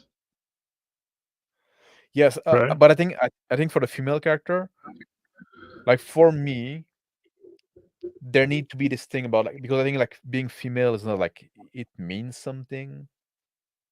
Like you're gonna just make like a male character and just like put some tits on it and then say that and give her a cunt and say like, oh, that's an interesting female character, Vasquez. Right? Yeah. Which sometimes you can do it because some women are like that. Or Lambert. But you like if you just write your woman as men, for me, it doesn't ring true, right? Women don't work the same as men. Yeah. They don't think the same. They don't behave the same. They don't have the same capacity. Well, some sci-fi writers, if they're dudes, they don't know how to write for women. Yeah. Yeah, So the because they're women nerds. characters Most are men just are kind not of. right for women. Yeah. I mean, is it okay? How else do you know women like to be able to like make a homunculus one in a book? To create another one. Can we know women? Exactly. women Have know you women? Is it have you quantifiable? dated a heroine? Have you dated an Amazonian woman who saves the earth constantly? Has to save you too. Yeah, Well, she I've comes dated swimming in a Amazonian hive. woman. Yeah. Then I you talk have then about you her have good earlier. then you have good references for writing your A woman from stories. the Amazon. I would pick her up at the airport. We Shell talked from about El Dorado. Hmm? Yeah, do you guys remember that movie El Dorado? No, I never saw it. It's a good one. A very Which good one. who's in it? Is the one with like Tulio and whatever. Like they go to The anime, Disney anime, no? Yeah, it's an animated one. Yeah. They go to like the Americas, then they meet the I Incas. saw that in the guess, or theater Aztecs. a long time. I saw that in the theater when it came out. You have Elton John singing the opening song. I don't remember any of it though. It literally shows that it literally like it doesn't show, but like a very explicit mention of sex in a Disney cartoon. I guess it's the only one. Is I it like the Prince of Egypt A cartoon fellatio, to be more precise. really? Yeah, from DreamWorks. Oh, yeah. But it's a person- great. I It's thought- it's like a very good. Like I want to play like Just the something girl parts. kind of like that, Mystic. On YouTube, they have just the girl Well, the parts from that Conquistador movie. thing is an interesting part, right? Sorry. The Conquistador is an interesting thing. Like, They are, people, yeah. it's very adventurous, right? You go to this Yeah. distant land and you see those savage people, and you have to Exactly. subdue them. That's a very like. No, Would but be the whole thing is correct. very interesting. Like, I want to run a game on that kind of setting. Did you guys ever see Romancing the Stone? Oh yeah, I saw Romancing that. the Stone. I used to love that movie when I don't- was young. I don't know why. It's like the adventure. I had a crush on the actress, but she got old on me. Yeah. How dare Was she? she an How dare interesting she? character? To me, She 40 was a years writer, ago right? doesn't. Okay, this is before my time, man. But yeah, 40 years. Movies from 40 years ago seem like I saw them just last year. Yeah. So when I see the actresses now, I go, "Oh my god, what happened?" She was a writer in the Romancing the Stone. Yeah, the character, right? I think that was the old plot. That was it's called Romancing the Stone because she was I don't writing a romance remember. novel, and she wanted to study this character for inspiration for her next book. And she was always complaining of the. Yeah, I think she was kind of like she was at least a female character, I guess. Oh, you know She was always who complaining. the best actress that's, was? good trade. The girl from The Mummy with Brendan Fraser. Yeah. Oh, yeah. I liked her. Like She was like the smart. like She was the the smart character half. or the actress. Both. Why did you like her? Okay, understandable. The thing I liked about her was that she could handle herself in pressure. She didn't scream for help like the girls in Indiana Jones do. But at the same time, she was constantly... am I even thinking of the right movie? I'm thinking of the parts where he's on a boat or something, or he's going near a house or something, or a bar or a tavern, and these bullet holes are going through the walls, and the bullet holes are getting closer to his head, and then he moves her out of the way. Otherwise, she would have got a bullet in her head. I haven't seen this movie like since he was like fairly new. So I didn't like her brother. Her brother was annoying. He was always drunk. Oh, The brother, all those all those different religion talisman on his neck. no, that's just a guy who gets like, Oh. yeah, he becomes the slave to the mummy guy. Okay, that was a funny bit. That was the guy who did the funny stuff, I suppose. Yeah. The brother was like, he was all about money, right? He was in for the money. Yeah. The other guy was more like the pack mule who just sort of went along and carried all their stuff. But like, wait. Now we're talking about interesting character, but that's not the same thing as a character we like. Yeah, no, you can like a dumb character. character. Scarlet White earlier, right? And say like, oh, people hate her. I say, yeah. But it's a good hate. She was an interesting character. She was a well-written character. What do you mean, like evil characters? You're not supposed to like evil characters, right? You aren't supposed to want them to fall, but like like in Dynasty, Mrs. Carrington, Joan Collins. Everyone hated her so much. When they would see her at a supermarket, they'd slap her in the face and stuff. Really? Okay, Jack Sparrow, like, because he's not a good guy either, but you don't want to watch him fail, Jack Sparrow. Oh, Jack Sparrow. Yeah, but you don't want him to, even when he's wrong. He's a scoundrel. People like scoundrel characters, right? Yeah, they do. Yes. Why? Because they allow themselves to do stuff that we don't dare do. Exactly. Yeah. You get to. They do cruel things that we wish we could get away with doing. Yeah. I like the part where his boat's coming up to the dock and it's sinking. And he just casually steps off the boat onto the dock. It's the first scene he appears as well. Like that tells a lot of the character in that one scene. Yeah. And we got to say also like this fucking movie, like their cinematic masterpiece. The first movie, The Black Pearl. It's wonderful. Great movie. Yeah. Oh, there you go. Like Arun said, Jack Sparrow is cool, but he isn't a good character. Elaborate. What do you mean? Like he's not good. He's not a good guy. But he's an interesting character.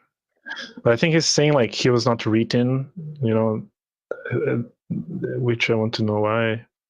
Is he a thief with a heart of gold? No, I don't think. No, he was willing to let the girl die to get his. He's a thief with a heart of gold. Exactly.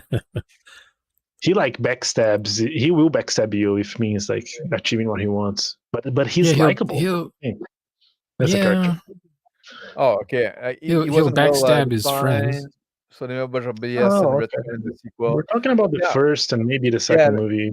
Let's not talk about all the sequel because like then it became like fucking silly. Yeah. So he was hollow and fun to watch on account of the actor. Yeah, that's true. I'm thinking about it now. Like I'm thinking, like, was it just like fun to watch because it's goofy and stuff like that? Did he? Because he's smart. It was satisfying to watch him manage the situation when the odds were against him. That is satisfying to watch. Yeah. Like his fights, like he's not a good fighter, but like, he's like Jack Chan, like, oh, I have this chair, I'm gonna use this chair. The guy's wearing a jacket, I'm gonna, What would you say would define Jack Sparrow as a character? Craftiness. I mean, he's always scheming. Like he always has like 3 plans, because he's gonna pull off whatever he's trying to do, but you don't know how. And he improvised a lot as well. Yeah. The free spirit. I always thought of him as Charlie Chaplin. Yeah, it's good. Yeah, I guess I can see that. But that's more in the physicality of the acting, right? Yeah. Yep. Yeah. The Will Turner was that. Is there contrast in Jack Sparrow? Not really. Is there? I think his character changes though in the movies. Yeah, but just talk about the first one, right? Let's just think about the first one to make things simpler. Does he have like more than one dimension? Outside of like, oh, he's a pirate, he's crafty, he's backstabby, right? Those all go in the same direction. Is there contrast to it? Does he do something noble? Maybe in the end. I feel like he does, but I can't remember, so I might be projecting. I don't remember how they end. I remember how they start, but not how they end. But also the interesting part is that Jack Sparrow is not the main character of those movies. Yeah, no, that's I guess that's why it's interesting. Yeah, because it makes you want to watch more. Yeah, Yeah, but Will like Turner and it's Orlando Bloom's character is the main character. What's his Yeah. name? William Turner. William Turner. He's the story is about him. I mean, you have the other characters which have like goals. All of them like have very set goals, and they all get in conflict, and then you got the movie. But if you get down to it, it's like Will Turner is the main character. Yeah, Jack Sparrow got a goal. He wants to get the Black Pearl back. He wants the treasure and the Black Pearl because he wants to break the curse. What does the girl want? She's caught in the crossfire. Get married. She doesn't want to get married to the governor. And she loves Bill Turner, but she's like in an arranged marriage kind of thing. Yeah, because he's a commoner. Yeah, she want to be a slut. What about what's her name? Who's the other girl? Penelope Cruz? What? Penelope Cruz? She was in the fourth one or something. Oh, I don't know that. They changed the girl in one of those movies. Really? It was the one with the zombie monkey. Yeah, I think with he shoots the monkey and it doesn't die. You know, it's already a zombie. I think that's the one. She the black girl? No, that was the voodoo lady. Yeah. Hello, RPG Exile. I don't know. Zonala was saying Fiona and Shrek. I didn't like her as a character because she was just like a boss babe, basically. I mean, Shrek is the star of the movie. Yeah. Like Fiona, she had like some motivation. She wanted to have the curse broke. Yeah, she's not like a shallow character for sure, but I don't think she's interesting. What about when they have babies? What? I don't like the sequels. Shrek 3D or something? I don't know. I didn't see that one. They have ugly. All the third movie of you need to be 3D. Did he have kid? I know like they have like 5 or 6 kids. No, they have kids. They have kids. Hey man, they got married, they got kids. The man is living the life. I can say. Yeah, I don't. Oh, the Puss in Boots. Yeah, he's the Jack Sparrow of the Shrek universe. In his he does the eye thing. Movie. The Puss in Boot 2. The Puss in Boot 2. Yeah. If you haven't seen that's an amazing fucking movie. Graphically as well, the animation is like outstanding. It's beautiful. Yeah. Number 2? Yeah. Not number 1? Number 2. Number 1 has the egg. Number 1, no, not number 1. What? Yeah. It's rare when number 2 is better than number 1. That's an amazing. Number 2 is good. Yeah. I just don't like the voice actor from the Wolf. Mad Max. He's a Brazilian guy. He's a very bad person. Really? Yeah, he's a bad person. He did a good job. I cannot talk about the person, but if you say Brazilian, I'll take your word for it. It's a bad person. Like all Brazilian people. That's how you should assume. Okay, what's amazing? What is okay? Zonalar is saying that Puss in Boots 2 is an amazing movie. Yeah, it is. In German. Like, if an American like me sees it, is it any good? Yes, I saw it in American. You have character art. You saw it. I have the American version in Brazil. Yeah, It's okay. And Poos. That's a movie with a lot of characters Mm, with yeah. motivation and motivation that goes in contradiction with each other, right? Puss in Boots is on his last life, and he always been like this dashing, daring heroes and stuff like that. But he's a cat, so he got 9 life, and now realize that he's on his last life, and now for his first time, he's afraid of death. And like the literal personification of death is after him, Yeah.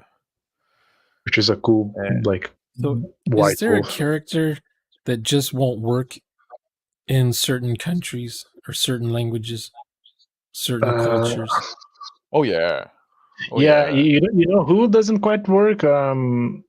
Leghorn Foghorn. He's What's just a wrong with him? stereotype of like in Brazil because he's a stereotype. Is there? Of I say, is there? Yeah, like he's like a redneck, but like we don't have that. So like he just comes off as random. Brazil don't have redneck. Come on. I mean, we have rednecks, but not the American redneck. It's not the same. It's not the Do same you have archetype. hillbillies? Yeah, but our hillbillies, they act different. I don't know if he's a redneck though. He's just a. I don't know what that is. He's like a. I don't know. Yeah, it's like he a talks country like dude, you know, like. No, I always thought he just talks as, Mark Twain, Colonel Sanders, Yeah, but that kind of. Okay, but the joke of the character is the way he speaks, and that's a very American thing. Like it doesn't make it's not funny if you don't understand that aspect. And so when the character comes here, it just come off as a random trait. That boy, I say that boy. Yeah. Boy, he I say talks boy. Too much. Come here, I say, come here, boy. That little chick, that little smart chick, Einstein chicken friend of his. There's the dog always gets beaten up. Yeah, I mean the visual humor still plays fine, but when he opens his mouth, when he opens his mouth, everyone near your house goes, "No, make him stop! Stop! Turn down the volume, please." I guess also like put on subtitles. Out of the Japanese character don't make sense for Western culture. Yeah, no. But you mean like what the cartoons do to characters? Or even their movies sometimes. Yeah, the mannerisms, everything. Yeah, I mean it's very like it is a cartoon, so it's very exaggerated. But there are a lot of things like it's Japanese culture, and unless you know of it, it does not have the same impact on you. And also, like sometimes, like they're gonna act in a way that you say, like, wait, that doesn't make sense. Nobody would act like that. But then, but like actually, in their cultural context, it does make sense. There's reason for it. You know, it's a universe. Anime is a universe. Yeah. Well, but even outside of anime, right? Just like in even in like they have those weird movie that we don't get to see much. But I want to see Godzilla, the new Godzilla that came out last year. I want to see that because the Japanese. Is that like a -1? Yeah, the characters in that movie are realistic compared to most Japanese movies that aren't samurai films from the 50s. Yeah, the guys just do weird stuff. But it's interesting to see Japanese culture, like around World War II era, with a Godzilla. What would they do if Godzilla showed up in Tokyo?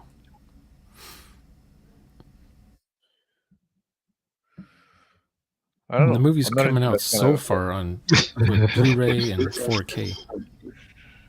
Yeah, like people like oh, Squirrel Hermit, hey, and I seen you. You said that Godzilla -1 is a good one, truly. I haven't seen it, like, but I'm not caught up on the. It's always a joke, like when there's like a movie with a number in it. Oh, I haven't seen the all before, right? Just like, but I guess -1, so you can't make this joke. I haven't seen Godzilla 0. I don't know if I'm ready to go back. I like Godzilla 54, and I like Godzilla 2000. Yeah. And but that's the joke, like I like Godzilla 2015. I haven't seen the 63 before it, so I would be lost. Yeah. It seems like every decade there's a good one, at least. Yeah. Oh, Shogun. I really like the 84 version of Shogun. That was great. I haven't seen the new one. No need I to haven't see. watched it. You haven't watched Shogun? No. Is it a Oh, live action? yes, yes, yeah. You should. It'd be interesting to you for somebody that lives in Japan and stuff. Oh, okay. I was gonna ask why like why are you profiling me, okay? There's also like a religious aspect, right, between the Jesuit and the John Blackthorne is a Protestant. So there's some conflict there. How long were you in Japan for? Was 1 year and 6 months. 1 year, 6 months. How many weeks though? Weeks. 26. You can make the math. Yeah. 26 weeks. No, that's not true. 26 weeks is 6 months. So that'd be like 26 plus 52. That'd be 78 weeks. So were you on the north side or the south side? I was in the Midwest part of Japan. Oh, okay. Yeah. The boring part. Have you ever read Kafka on the Yes. Beach? The weather's just like San Francisco there. I don't know, man. Like winter, like it's very extreme. Like winter is super cold and summer is super hot. Yeah. The only exactly. good season is like spring and autumn. Yes. Like here. Have you ever read Kafka on the Beach? No, haven't, man. Kafka on the beach? Yeah. I saw You go on the beach and you read Kafka. I saw the play. It was weird. Oh, really? It was What is it strange. about? It's about this boy that ran away from his family, kind of 12-year-old boy. I couldn't finish the book, to be honest, and there's like about it because there's cat mutilation and stuff like that, and it was too harsh for me. But it's the same guy that wrote the Wild Sheep Chase, something like that. I forgot the name in English. Man, you read literature. Yes. Yeah, it's a cultured man. Yeah. But I really like the Wild Sheep Chase, but I went to read this other book and it was like too trash for me. I couldn't stand it. Like like kind of book that you read and I get you. Like that. You read and it can like the Naked Lunch I couldn't fucking read. I had that. Just circling back to RPGs real quick. Do you guys know Cult Divinity Lost? I heard of it. That's 2016. The 4th edition, like I had that, so I was like, man, this is too much for me, like too graphic. So if you know what you mean, yeah. There's the Red Moon Rising. They've been able to role play using that game. Really? Yeah. I don't know if it's 4D, but it's 3D. I want to say it's 3D. I know nothing of that game, to be honest. Cult. Except like that, it's kind of trash and like it's like kids. It's like kids on bikes. Interesting. But it's got this weird dimensional twist. Like you're living your ordinary life. You're going to, the mom's taking the kids to the soccer game or something. I'm also very sensitive with things about like religious theme and stuff like that. Yeah. It touches a lot. Like it's agnosticism. It's body horror. Sorry, agnosticism. There's a body horror, but like talks about the demiurge, so yeah, it's agnosticism. If you know something about that, yeah. Yes, I know it's an heresy. Yeah, I can like, depending on the work, I can like ignore the heresy, like you said, but cult is a bit too much for me as well. Right. Your character gets pushed like in too some way. blasphemous, just like. Yeah, bizarre blasphemous. But sorry, Shoner? The characters, they get pushed eventually in the first session or two. Maybe the second session they get pushed. Yeah, something cracks their brain, pretty much what they experience or see or get involved with. Choose. And that's when you end up going through a portal to the other side. And then things get really weird. Yeah, but you can play a character who's already, already crazy? Yeah, you can play character that is already awakened, as they say, but you can play a guy that is oblivious. It's like Cthulhu, like every game of Cthulhu starts with everyone is like oblivious and a skeptic until they see the fish guy. Yeah. You can pretend you don't know. Or some people see the fish guy and it's okay. They're used to it. They live there too. I've seen that before.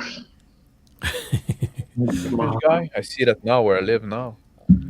I live in Fish people. Oh, Yeah. fish people.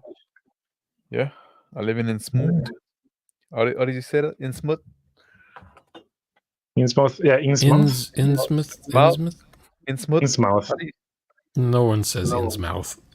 Yeah, Innsmouth. everybody's Innsmouth. I did. I mean Portland. Yeah, it's always up north from the equator. It's either up north or down near Antarctic. Nicholas, how far away are you from the Antarctic? Very much. 1,000 miles? I don't know, man. From the Okay, so Antarctic, not that far. You're closer than all of us. Yeah. I mean, yeah, for sure. So I He has more experience with the Antarctic. I live on the tip of Brazil, so I'm closer to the south. But I mean, but there's nothing there supposedly, right? Well, that's Atlantis. Supposedly. Yeah. Agartha. It's Agartha. Yeah. Yeah. Whatever name you want to call it. The giants. But yeah, when the Earth was on a different axis, yep, the Antarctic was a continent that didn't have ice on it. Now it does. When the Earth I live in the Appalachia, right? In the Appalachian Mountain. Mm. In the Appalachian, they were like in the time of Pangea. Yeah. There was like the ridge in the middle of Pangea, the Appalachian. Oh. It's like like the continent used to drift apart, spread apart, and then like they merged back together. So when they merged back together to form Pangea, it created this ridge in the middle. It was Appalachia. Oh, okay. So very old mountain. See, it has many ancient secrets to be found. From the old As continent. hillbillies live on the thing. Yeah, that's why people get corrupted, and that's why people get corrupted and turn into like weird kind of monster. Not me, obviously. I turn into a monster. What's the name of this monster? It's not the Yeti. It's not Bigfoot. Wendigo. The Wendigo. Wendigo. We have that. We have Wendigo. You have Sonic the Hedgehog. That's his origin story. Great, I love that. That's why he's blue too. Oh, they're talking about Xena, the warrior princess. Was she a good character, Xena? I never watched that show, so I don't know. I remember watching the show. It's just weird because she's like a power lesbian or something. Exactly. that's what she. Yeah. I still like Lucy Lawless. She did something to me as a. I prefer to watch Hercules though. Like from the same producers. Different stroke for different folks. Yeah. Exactly. I was a kid. I was innocent. Okay. Yeah. No, Xena was much more tacky than Hercules. Hercules was tacky too. They had some crossovers. That's how she started, right? She was a crossover, and then like people like the character. Spin-off, probably. Is that how she started, or was she? They both have sidekicks. Yeah, she started as people like the character, and so she kept returning, and eventually the studio's like, hey, we can make a solo, so they made Xena. But like you asked me, she was an interesting character, and I cannot tell you anything about her outside that. Oh, she was a badass power lesbian. Chakran thing that should like throw and. But those are all like material stuff, right? Yeah.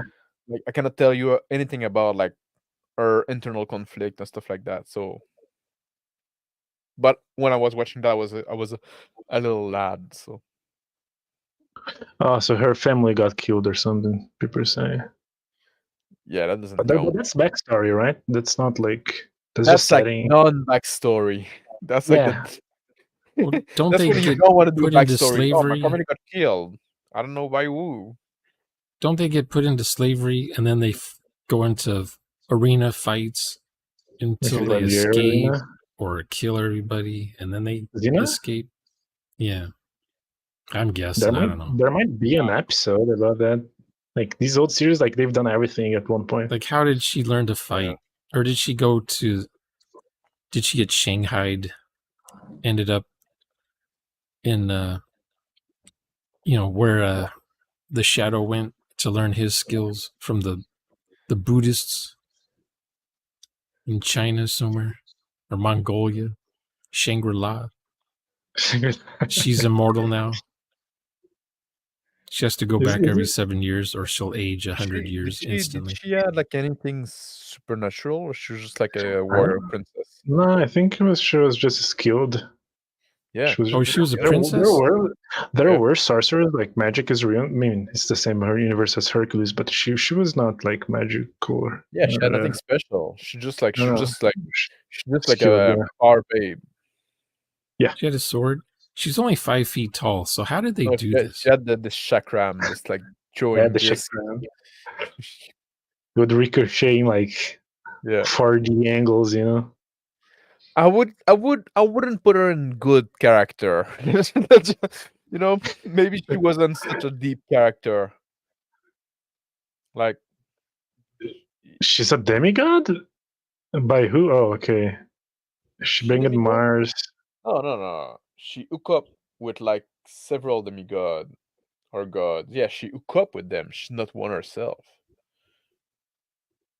Okay. Yeah. I do remember an episode. I don't remember if it's Xena or Hercules that like I think it's Hercules, like he goes into like this alternate reality and all the gods, their domains are shifted. So Ares, he's the god of love, and then Aphrodite is the goddess of war. And then start trying to come back to that stuck with me for some reason. It's just like the fun episode, you know. She probably has a beefy wiki. Now I need to know what a beefy wiki is. I don't know what that is, man. I don't know if I want to know. You're gonna fucking awaken my porn brain. Yeah. But so I wouldn't put it in like I don't know. I don't think I would put it like in a good and well written character with depth. I think that's I think. Oh, Ash from Evil Dead. Okay, that's Ash from Evil Dead. Are we thinking the old series? Don't crucify me, but I've never watched the movies. Oh really? I wouldn't crucify you for that, but there are either have I, but I've seen all the important scenes on YouTube. I've seen the references in Futurama and The Simpsons. Ash from Evil Dead. What did you think when he breaks the mirror and there's a bunch of copies of him running around? That was cool. Like okay, that's the thing with Evil Dead. Those are interesting special effect and scene. Or the eyeball spinning around and goes in someone's mouth. Yeah, that was what those movies were about. Those movies were about cool effect, right? Yeah. Flexing off their skills, yeah. Yeah. Ash with very little budget. Ash as a character was kind of interesting, I would say, because like in the first movie, he's kind of like a jerk, right? It's just like this college guy that's just trying to get laid in this cabin in the wood. But then when the shit hit the fan and when like all those monsters show up, he rise up to the occasion. And he doesn't exactly become noble, but he does what needs to be done to survive. And if we consider our army of darkness, then you still have this side where he's a jerk. Should we mistake or should we conflagrate? I guess that's the word. Charismatic character with good character, though. Well, I'm looking at I'm looking at the depth of the dimension that they have and the conflict, right? I want that's I think that's where I'm leaning more and more to. For me, an interesting character would be a character that has more than one dimension and a character that Yeah. has some conflict within themselves. Yeah, he's just a survivor, I guess. Then he's not like super nuanced in the first movie. Toxic Avenger. You ever see Which one? You ever see Toxic I Avenger? never saw that. Never saw that. If he's Yeah, just man, a I'm sorry. survivor, and he doesn't really try to help other people survive. No, he's just And trying to survive every by 5 minutes. Yeah, he's a regular dude though. Like he's not anyone out of the ordinary.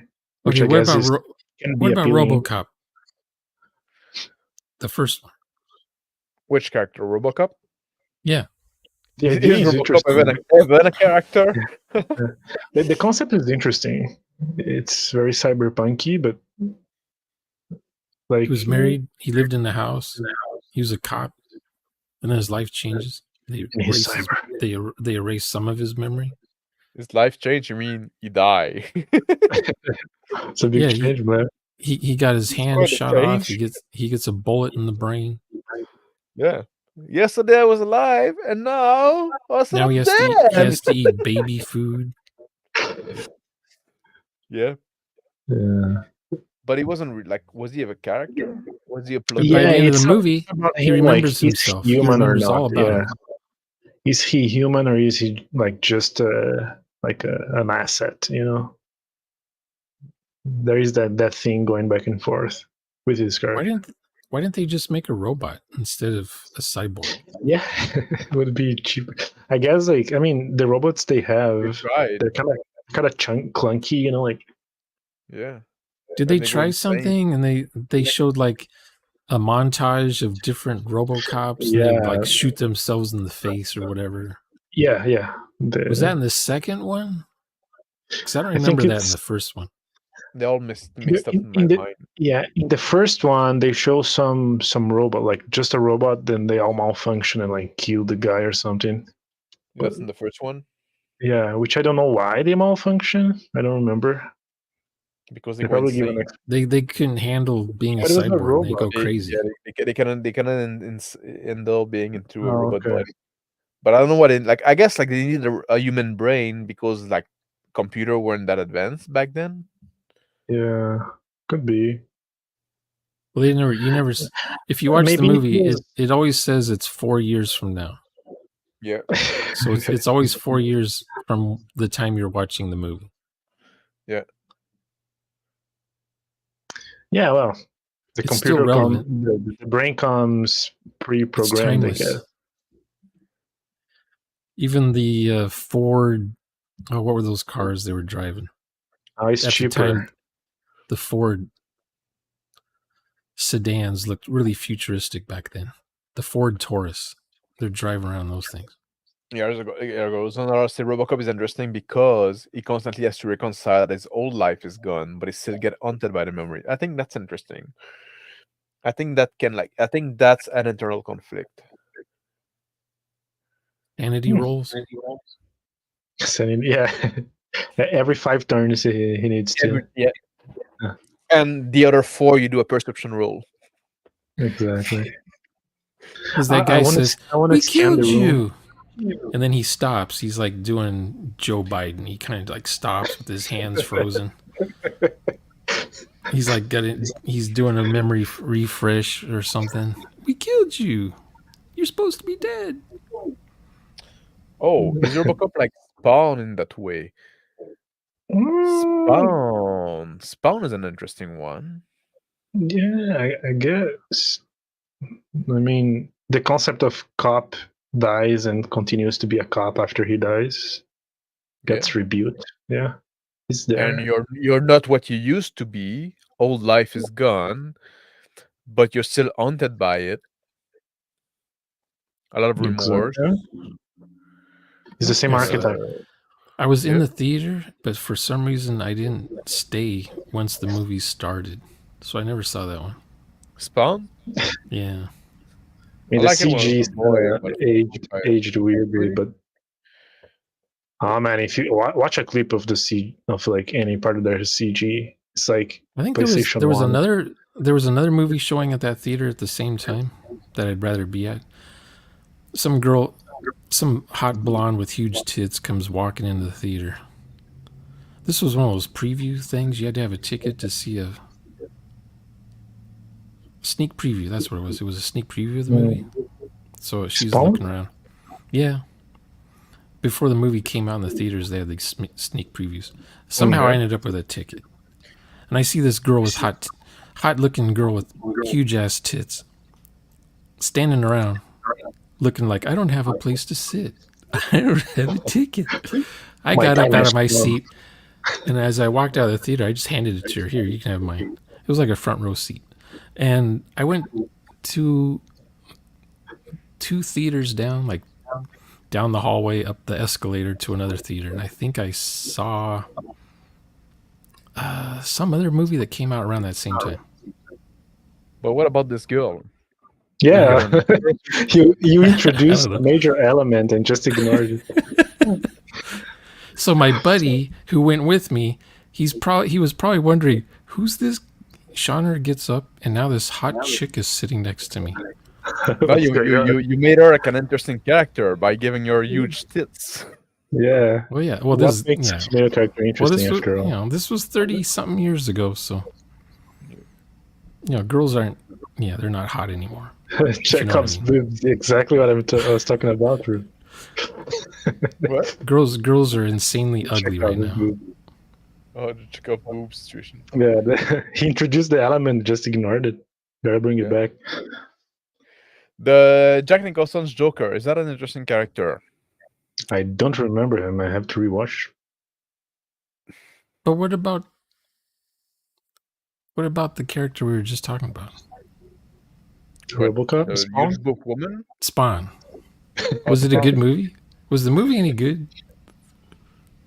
It was good. Like I saw this movie when I was like I was a teenager, right? Like it was good for that, right?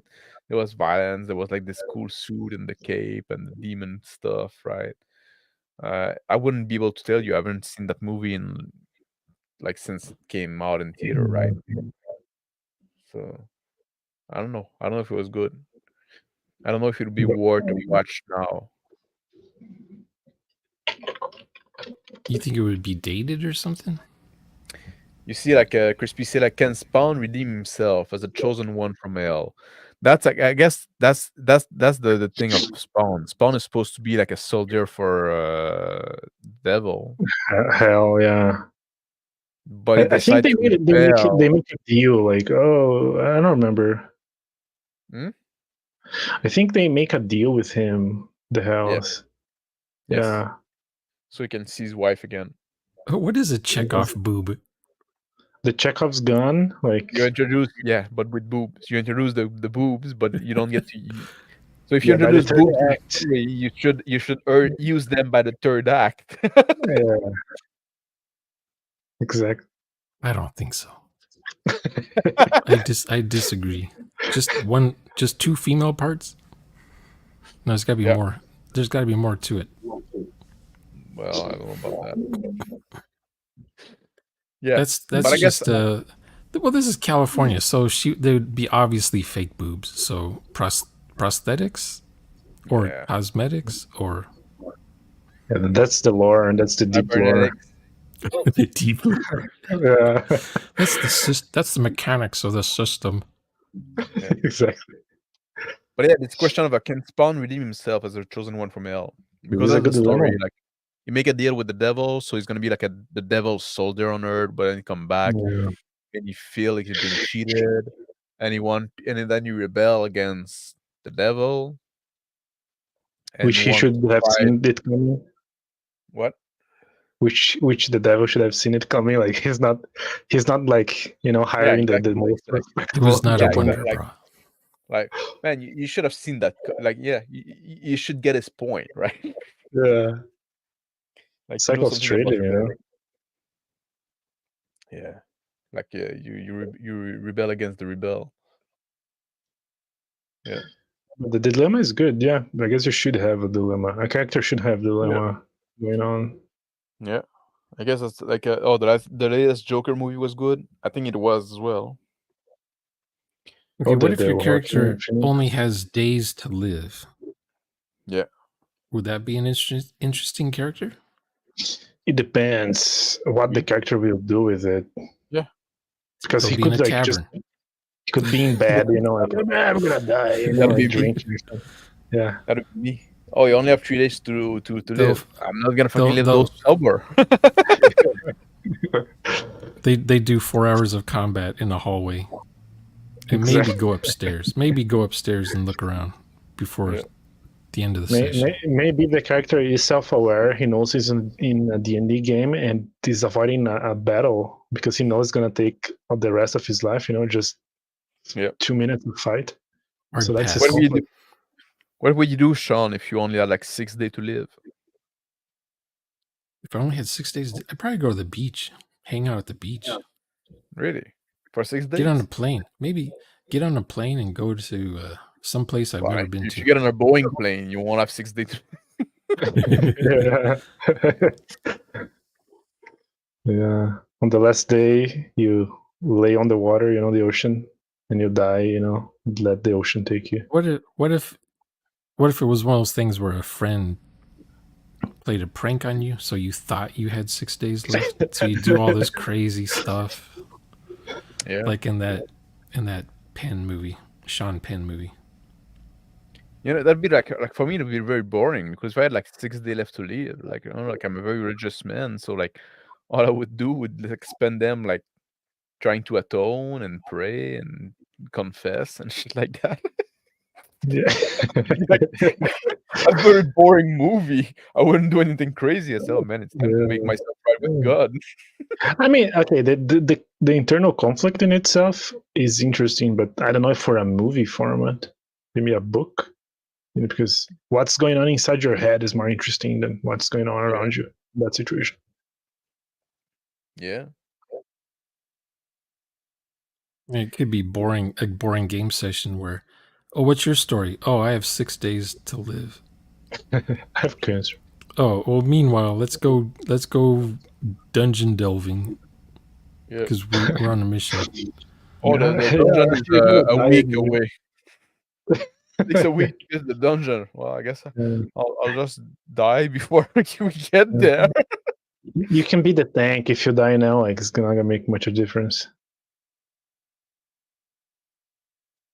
Yeah. But yeah, I guess that the whole point of the stream, I guess, that when we make those stream, and that's what we were talking about a bit before, like we go live. I guess we make those stream to figure out stuff, right? They're like very like we drift a lot, we go around, we go on tangent and stuff like that.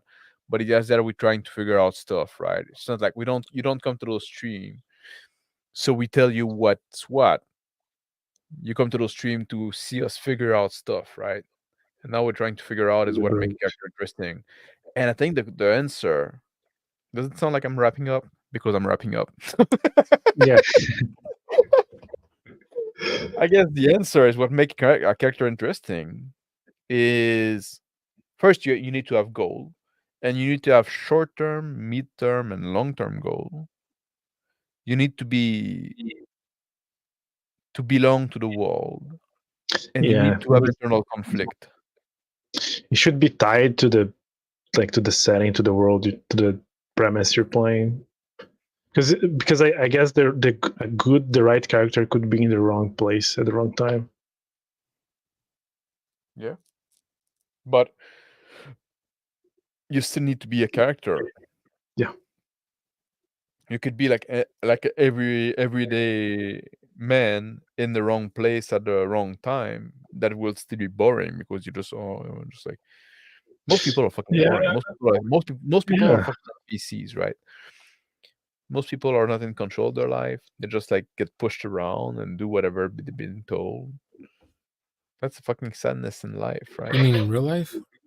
In real life, yeah. Most people on their phones all the time. Most people are NPC in real life. You know what's worse? Someone who's on Facebook all the time. That would be Boomers. hell. To me, that's hell. Going through your Facebook every day, all day. What's my worse, friend? being on Facebook What's- and being on What coffee did my friend drink today? Yeah.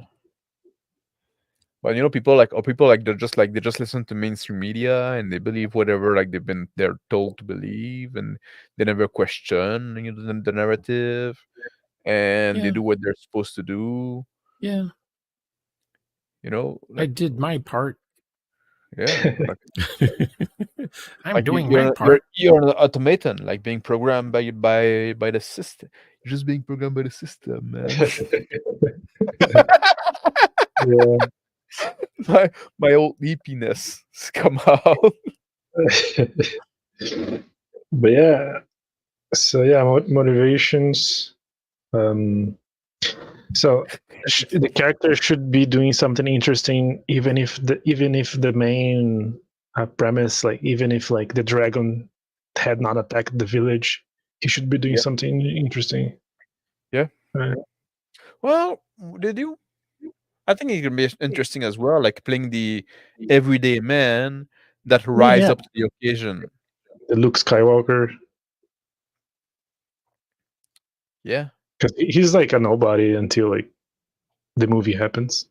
But he's just farming sand, like moisture. That's not interesting. Yeah. I believe you, Mr. McLeod. I said I need to be believed. Like the character in The Last Starfighter. He was a nobody. He was good at video games, though. Oh, really? Who? But that's also the guy in The Last Starfighter. Huh. There's a whole like shoe of the movie too that this nobody guy that is a big nerd. Now suddenly he's the one that can save the world. That's a big fucking fantasy for big nerds that do nothing of their life. Yeah. But maybe one day this perfect situation is gonna come about that your specific set of skill that nobody cares about is gonna come in handy, right? Yeah. Yeah, probably not. It is a reverse isekai, yeah. What? Yeah. Someone said it's. Do you know what is an isekai? Is the anime like? Yeah. It's a reverse isekai. Yeah.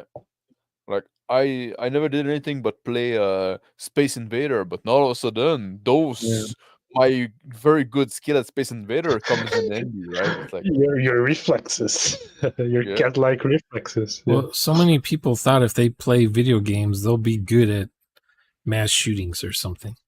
Well, now they can be good at drone war, I guess. I guess. Yeah. We need you. We need your set of particular skills. Yeah, to go kill children in weddings. That way. Exactly. Yeah, those children need to be killed. Can you aim a drone with your brain? Terrorists. Now, what if you're that girl, River from Firefly? Yeah. She was mentally experimented on to become, I don't know, she had secrets in her brain. Was but she then a character? in the movie, they turned her into some sort of a cage fighter. Yeah. Was she a character or was she a plot device? She was a MacGuffin. Is that what it's called? Yeah. For the longest time. Because too many characters at the start of the show. And Joss Whedon, he's just making stuff up as he goes.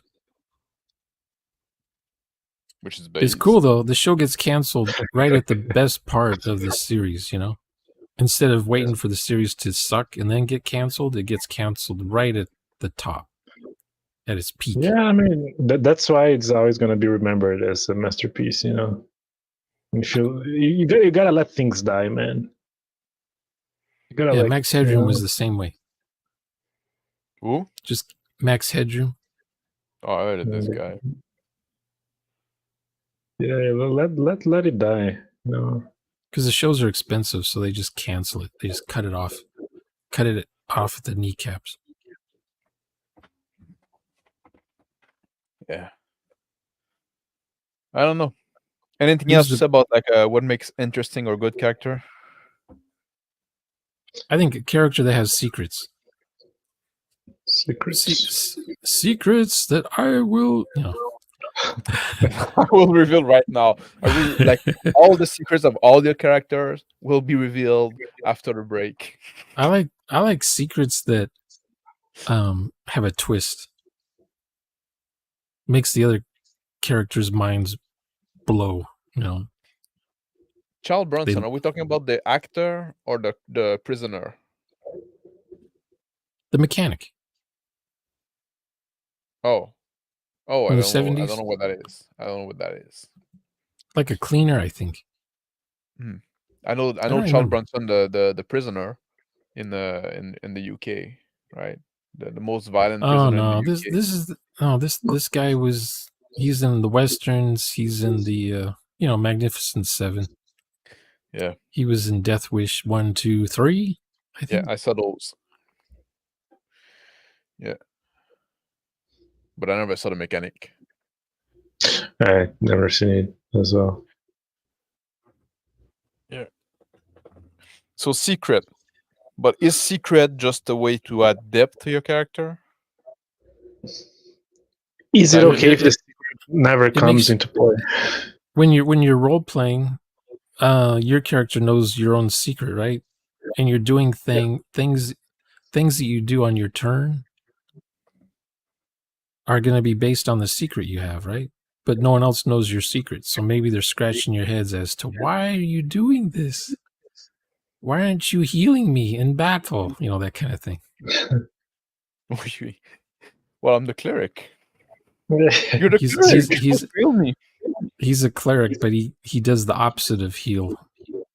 Yeah. He harms. Who knows? I'm. But he doesn't want to tell anybody. What's your secret? He's and actually eventually it comes out. Eventually, when it comes out, everyone's minds are blown. He's actually a warlock, pretending to be a cleric. That's the big Do you have reveal. secrets, Sean? Sure. Everyone has secrets. I don't have secrets. Secrets. What is it that Nellos says in Skyrim? Secrets I must have. You know that saying, eh? In vino veritas. And I'm about like 20% wines. Yeah, I know. Yeah. So I don't have secrets. I won't be able to keep them. Yeah, but if the secret never comes into play during the session, is that okay? Yes. Yeah, I mean, because I don't know. It's still interesting to roleplay that, even if it doesn't manifest, it doesn't have a. I mean, a resolution. most of the time, people the secrets don't get revealed by the end of the session, but after the session, everyone's like, "Oh, my secret! You guys want to know what my secret was?" And then you're like waiting if the GM's going to have another one shot, because if there is another one shot, you don't say what your secret is. But then people are like, "Oh, okay, that explains why you're." But I see what you mean. Like, I guess having a secret can help. It's like a constraint on your character. Yeah. It's like, why won't you come with us? We're leaving. We're going out of the airlock. We are leaving this space station that's going to burn up in the atmosphere. Why do you insist on staying here? I can't tell you. I can't. Just go. Just go. Trust me. Hologram, right? Go before it's too late. That sort of thing. That's seed for conflict, which I guess is why it works to make a character interesting, because it will generate situations. Yeah. Or you have a character who's doing things in secret to other characters, and the other characters are kind of like, "What's going on here? I thought I had." We have a rat problem. I had 2 Mountain Dews. Now I have 1, and the one I have is empty, so I have none. Arun say most people really don't. Most real people probably don't have big secret, just interpersonal one, like secret from their wife or boss or whatever. Not like I'm secretly a serial killer. Well, if you stay tuned, by the end of the stream, everybody here is going to reveal a secret. Yeah. When that's dun, dun, dun. Yeah, conflict. Conflict is the crux of what we do, right? You want conflict in your tables, not like with the players, but like the characters. Did you ever play I'd games say- when you had post-it notes and you'd write stuff and pass it to somebody so that I don't only do they that. could read it? I've I don't tried do doing that. I used to do I that. don't like. Yeah. No, I don't. No. I don't want like. I'm into role play, right? I don't like those. You know, you're mentioning like earlier in the game, your Bacon was saying, "Oh, those guys don't have music, right?" When they play. In the talk you had earlier with Bacon. Yeah, he doesn't have an intro like you do. Yeah, He doesn't have an outro either. No, but I don't have an outro either. I don't do intros or outros for live streams. Not yet. One day. When I'm famous. Yeah. The music thing. I don't do music. I don't like doing music in game because first, I'm really into music, and music is Can be very distracting distracting. for me. Yeah. Yeah, very distracting for me because I'm gonna start listening to the music, right? If you put music in, and then just like I won't listen to you anymore. What about before? What about before a session? Do you play music to get the players in the mood? Oh, he's playing this. No. We're all gonna die in this game. No. But also, like, I don't like gimmicks. What is a game? What do you mean? Those are game prizes. Like the Party you favors. were mentioning like doing lighting effect and stuff like that, right? I don't want that because like that's gonna jar you out of the character, right? That's gonna bring you back into, oh wow, that's cool. So the sensation to your physical. Candles, the electrocution chairs you're sitting in. I mean, it sounds cool in concept, but it takes so much from the person who's running the game because you have to. Like, that requires some like attention, and you're taking yourself out of the world, out of NPCs. But also, I don't want the player to see the ambient light around the table. I want them to see through the eyes of the character. So like if I change the environment around at the table, it's bring you back around the table. Right. It's like when the nurse turns on the light in your hospital room. Time for your shot. Time for your medicine. I don't want to take it. No. Because when you're when you're role playing, when you're role playing, not the fake role playing, but when you're role playing, you're in a headspace. You're looking. You could be looking through the person sitting across the table at you. But you're like far off in your mind. Yeah, I am. Because you're thinking about what your character's doing, so you see it in your mind. Yeah, you're visualizing. Yeah. So every time you do something that that bring the player back around the table because you think it's gonna be cool, you like those things that's like help immersion. Food. Yeah. Oftentimes I find like are more than other thing, right?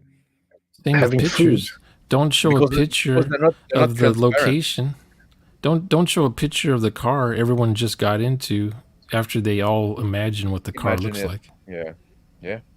So, well, actually, this is what the car looks like. No, that's not what I just walked into. No. Why was I talking about that? I was going somewhere with that. I lost my train of thought now. You're talking about music. You don't use music. You don't use. You don't use. What was that word you used? Lightning. Gimmicks. You don't use gimmicks. But what about artifacts? Do you use artifacts ever? No, because also like I don't know what's gonna happen in the session. How am I supposed to plan? How am I supposed to come in with this like end out and cool stuff that I don't know. I don't know what. You don't have a briefcase with mugshots of everybody that they're gonna come across with. Yeah, I got this big jar like with like you find this. There's some stuff that is easy to tell that could there's a high chance of showing up. You could prepare for that. Nah, I don't believe in fluff. Okay. Let's say in your session 0, you decided you guys gonna play on a desert game. Like, you can go ahead and get some desert pictures. You know, I think it's safe to say you're gonna need them. I could go ahead and get some sand. You look around, you find some sand. Have Everywhere. seashells on the table. Yeah, Yeah. exactly. Yeah. Have The that 5D Febreze, the game. ocean scented Febreze, and start spraying that everywhere. That's a 5D game. Yeah. The smellorama. You know, maybe Yeah. maybe at some point we're gonna get there, right? But if you were to do that now, because now they're making like those gamer scent, right? Or you can there's like this device and you can load up to 6 scent in it, and then you can like fire them up, right? So if you are around the table and instead of you're in the forest, you can like throw out some like forest scent in it. But if you do that now, right? Hot candle. It's not transparent. Yeah. It's still a gimmick. So it's gonna bring people back around the table. Like they're gonna be conscious of the gimmick. They're gonna see the gimmick. And then when they're gonna tell you about the game, what they remember is they're gonna remember the gimmick. They're not gonna remember like the game and what's happened. Yeah. Hey, what about in the future when we have holodecks and the holodeck changes between scenes? Can it change on the fly? Or you're in a transporter and you get transported to different alien worlds depending on the scene? Like, boom, now all of a sudden you're here in the tropics. Boom, now all of a sudden you're in a volcano about to erupt. Yeah. Someone's operating that transporter constantly for 5 players. Yeah, you need a co-GM. Yeah, you need a co-GM, exactly. A technician's guy, you know. I'm gonna play a game, we need a technician. That's the third role. You have the players, the GM, the technician. Only billionaires can afford to play in the game.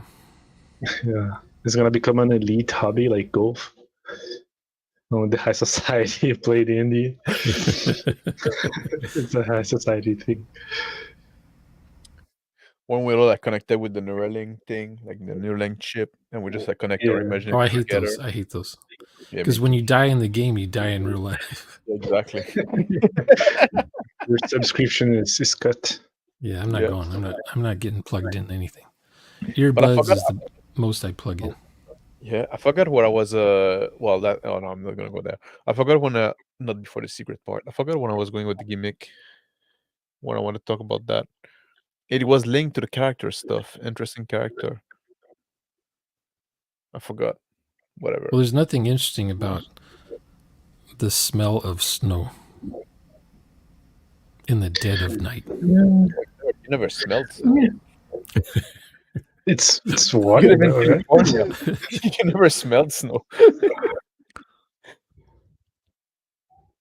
Was it a smell thing? Was it a smell gimmick you were thinking of, or was it the candle lights? No, I was about something about a gimmick character, maybe character with gimmicks. I don't know.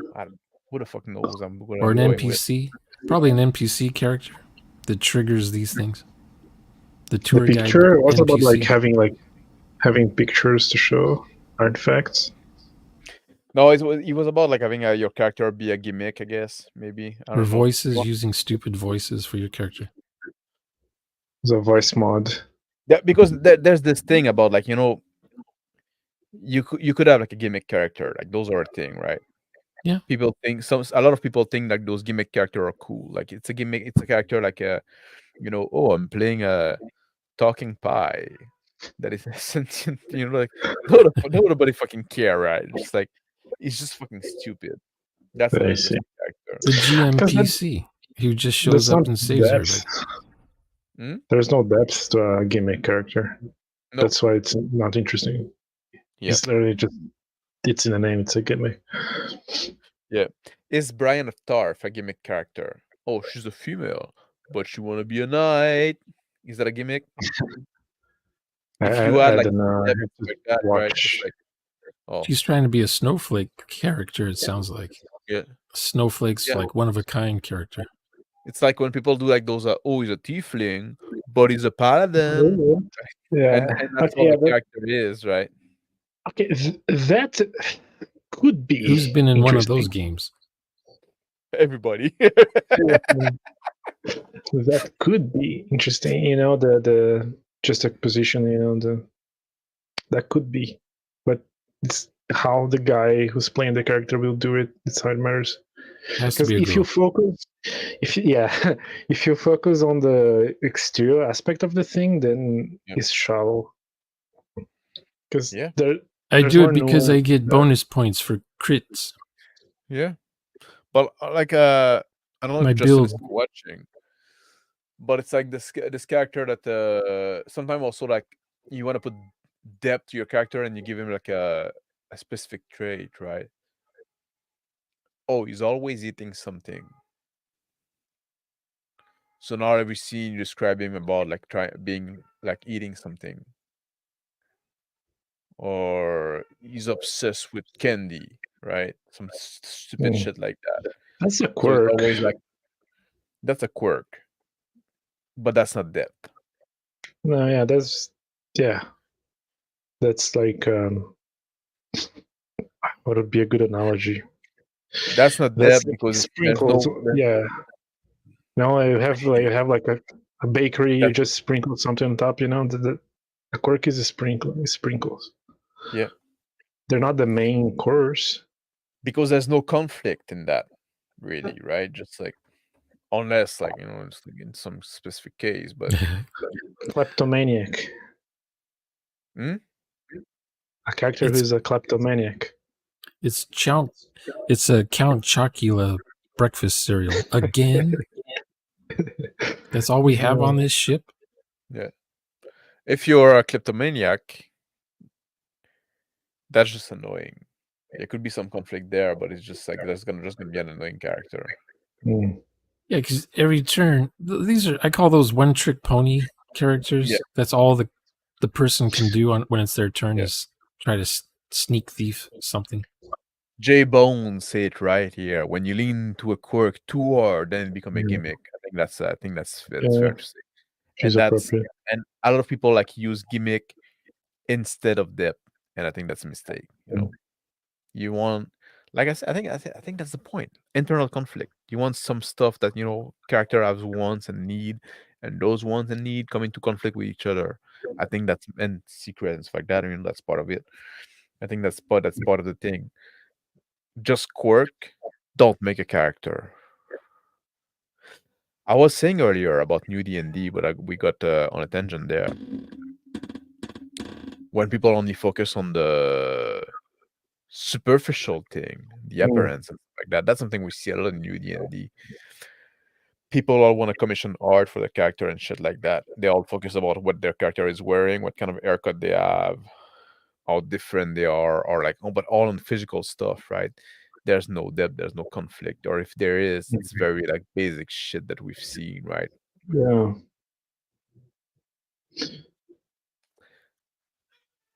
And I think conflict sometimes should I say that? Is conflict more interesting if it's more subtle? Internal conflict, I mean.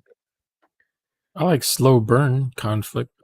Yeah. Yeah, I think that I don't think Something that might build up. Yeah, but I don't think it necessarily needs to be subtle every time. You could have something more on the nose. Right, man? Like, what if a character every morning a character wakes up and he has his boombox blasting some song that you hate listening to every day? No, we're talking about internal conflict. Yeah, internal conflict. Okay, what would be your internal conflict is: am I going to kill him today or tomorrow or the next day? Yeah. You're doing Russian roulette, hoping the pain goes away every night before going to bed. Yeah.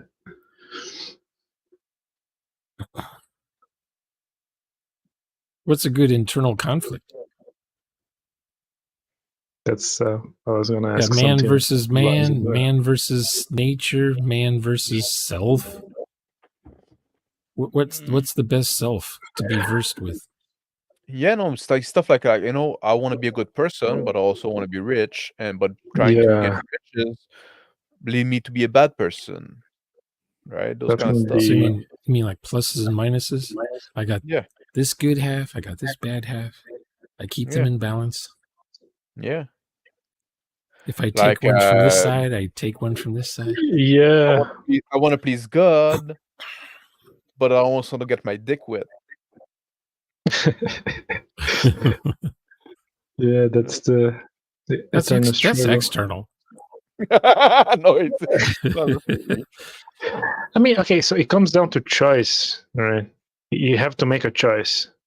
Yeah, If the conflict does not make you choose something, because there's no middle ground, you have to choose something yeah. You have and two stick with the wants, consequence. Yeah, and they're go against each other, right? you cannot stay in the middle. You can't have both. Mm. So that will make conflict. Standing in the middle with like having neither, basically. Yeah, yeah. Yeah. I guess that can make a good conflict. Now, but what makes it internal? What makes it external, though? I don't think I understand that very well. Internal conflict is a conflict about like stuff that you want, stuff that is inside your character. Like you have a conflict between two things that the same person won, right? External conflict is between two Okay. different character. That's the difference. Oh, okay. Yeah, Arun says subtle internal conflict can be okay sometime, but it's also can be boring and self-indulgent. Don't make the fucking session about that. It's about me. Don't make It's about that's about like making your character interesting, having depth. The session shouldn't revolve around the internal conflict of one character, right? You're not playing like Sophie's Choice, right? So whatever, like unless the game is just Take you the and the baby, GM. take the baby. yeah.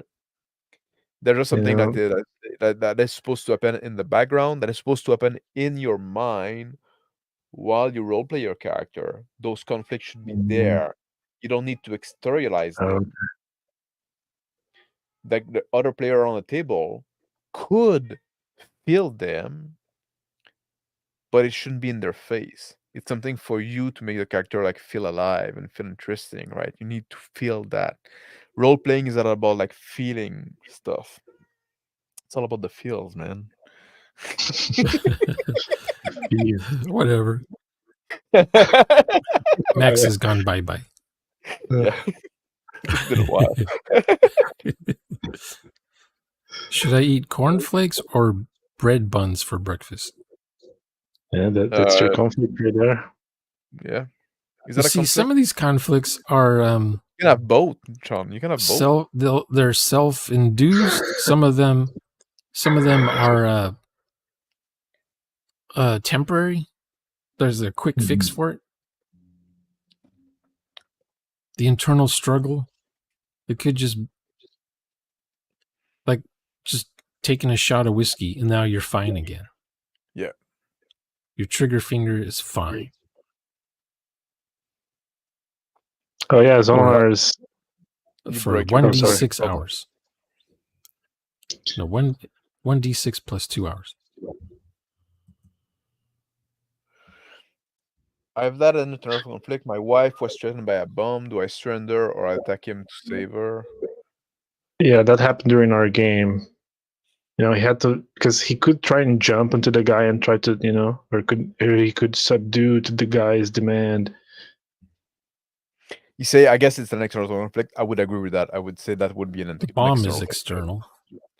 Yeah, and it's somebody else imposing that on you, right? It's not something that you're... Internal conflict is something you impose on yourself, almost, right? Just like it's about values, it's about desire, it's about wants, it's about like principle. This is what's interesting. I want to be famous on YouTube, but I don't want to be a sellout. Yes. I don't want to be a shill. Yeah. Some people I do don't want that. to do a NordVPN. Some people have those. Some people have such conflict. Yeah, I want to be famous on YouTube. I want to grow my channel, but I want to speak the truth. I want to just like reinforce good people luck in with their that. bias. Impossible. Yeah. You know? Truth can be bought. Yeah, for the right price. Well, that's big. That's a big philosophical question. What is truth?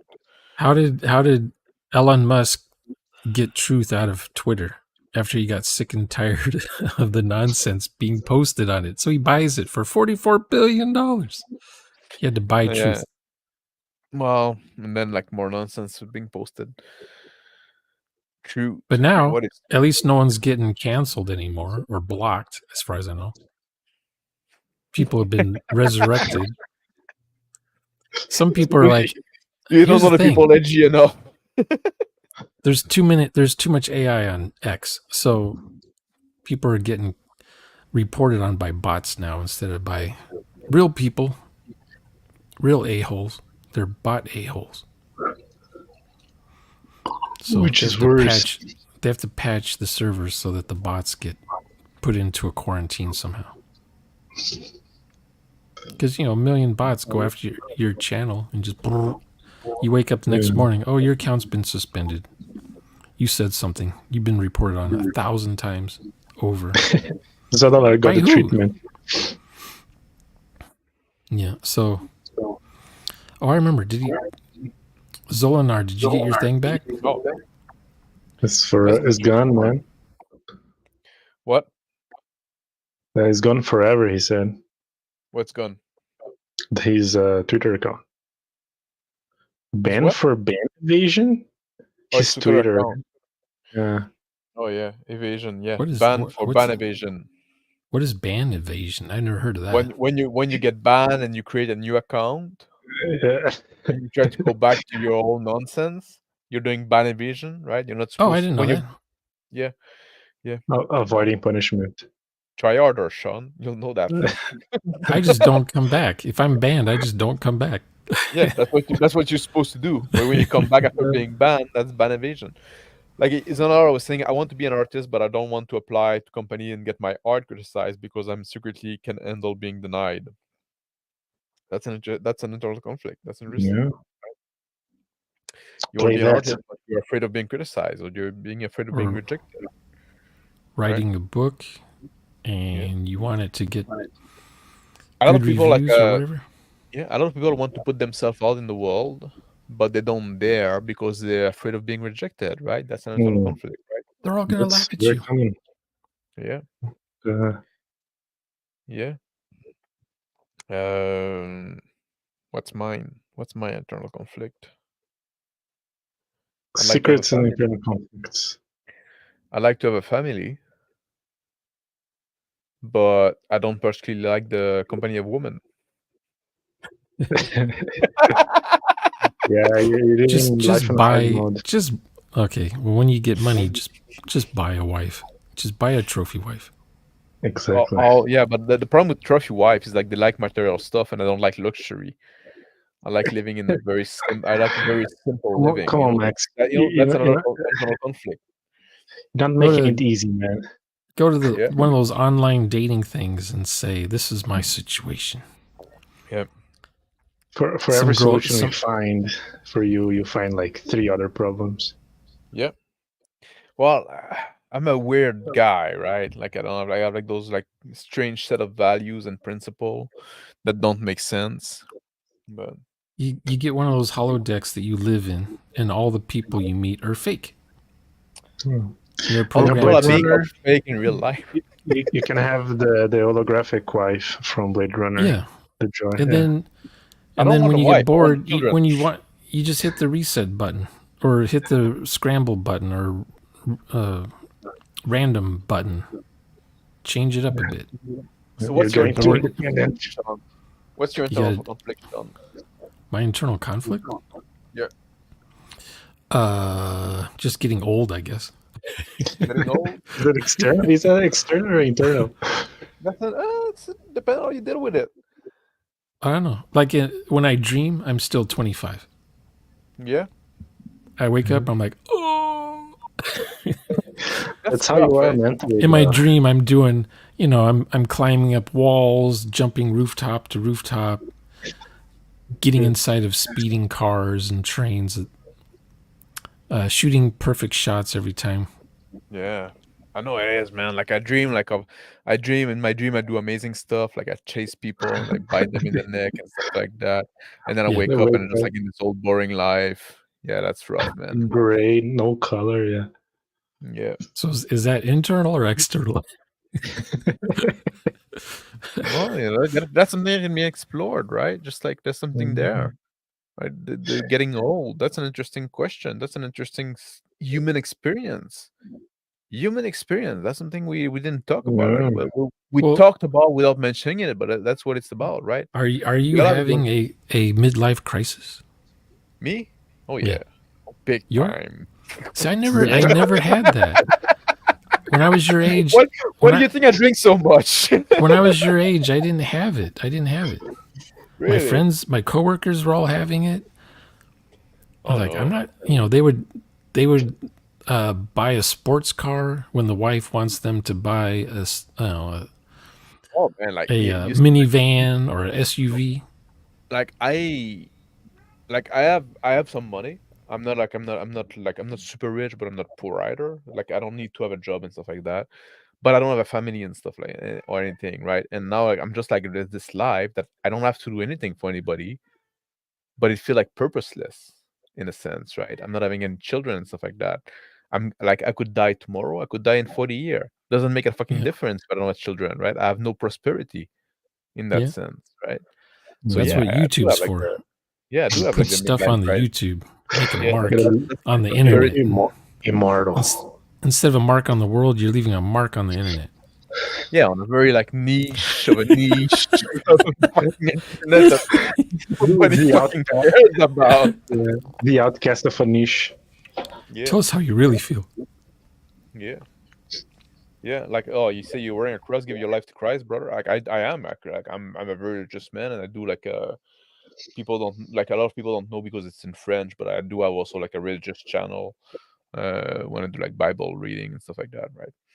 Uh, but yeah, but I don't know. I do have like the midlife crisis big time.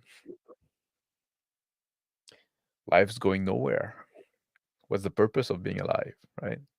Could die tomorrow, nobody would care. I don't have family. I don't have any nephews or niece or anything, right?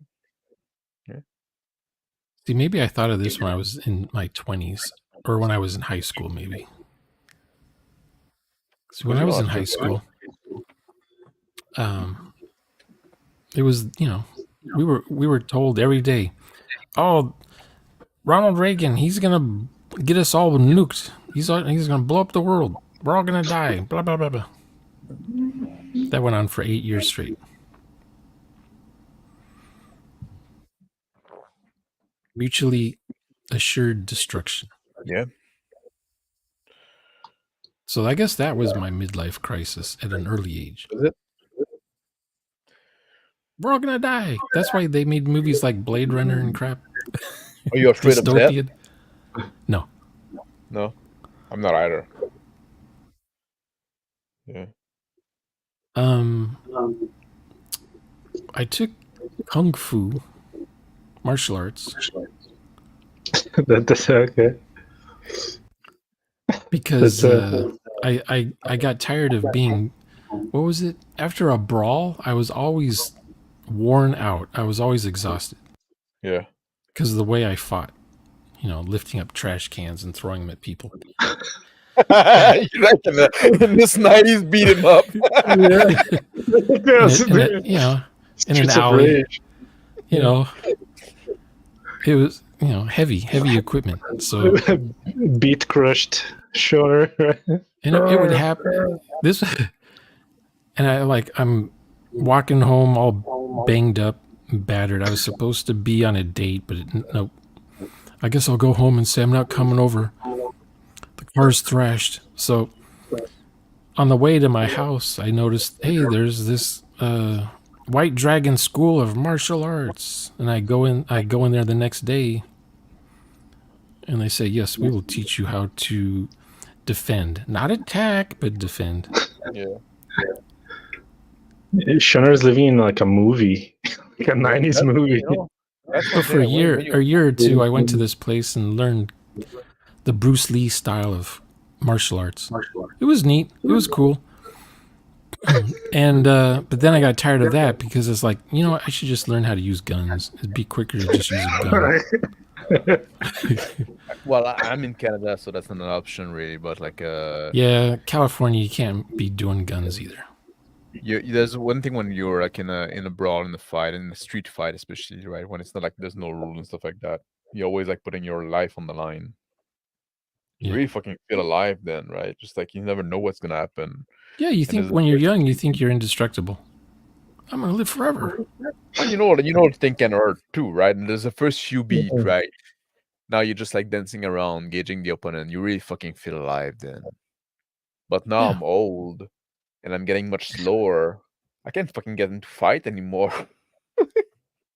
I don't know, man. What I'm supposed to do to feel alive?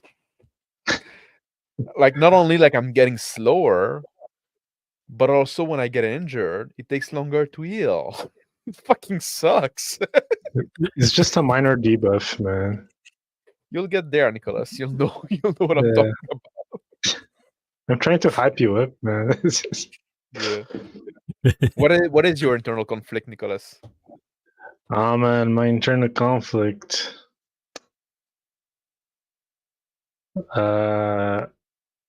I guess I need to get something done with my life as well. You know? Yeah. I need to, I guess, be worth something. That's my internal conflict. Yeah. Yeah, it's purpose, eh? That's always like J Bone was saying, I'm terrified of dying before my work is finished. I'm beyond doing it for others, but feel the needs to fulfill. Like, yeah, exactly. We need that. You know, we need to fucking like, and I always felt like when you have a family, right?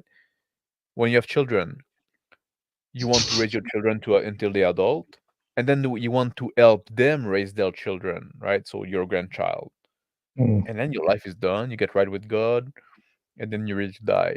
When you don't have children, it's just like, well, okay, what I'm supposed to do now? You have hobbies. But I do hobbies. I cannot live for my own pleasure. That doesn't feel like, I don't know why. I feel like I don't like. That's strange to me, right? Create something. You create something. I'm trying to. It takes a long time. I mean, don't just wake up and listen to watch old 80s B movies. Make something. Max, if you somehow could create the thing you want to create, like in a heartbeat, like magically, the satisfaction of the thing would be gone anyway. No, exactly. Yeah, I like the struggle. Exactly. Yeah, that's where the Sisyphus. That's where the satisfaction comes from. Yeah. This is another, say, like therapy session. Yeah, exactly. No, we're just sharing it. Like, it's the wrap up now. Like I said, like we're gonna share secret. Now we shared like internal conflict and said, how do I become an interesting person? Impose your will on the world. Don't like be like an active participant of the world. Don't just let thing happen to you. You're in control of destiny. That's your life, right? Don't be an NPC. You should have values that you gotta work. You gotta try to keep them. Whatever they may be. But you should have a moral code. You should try to become your, I guess, ideal self. Yeah.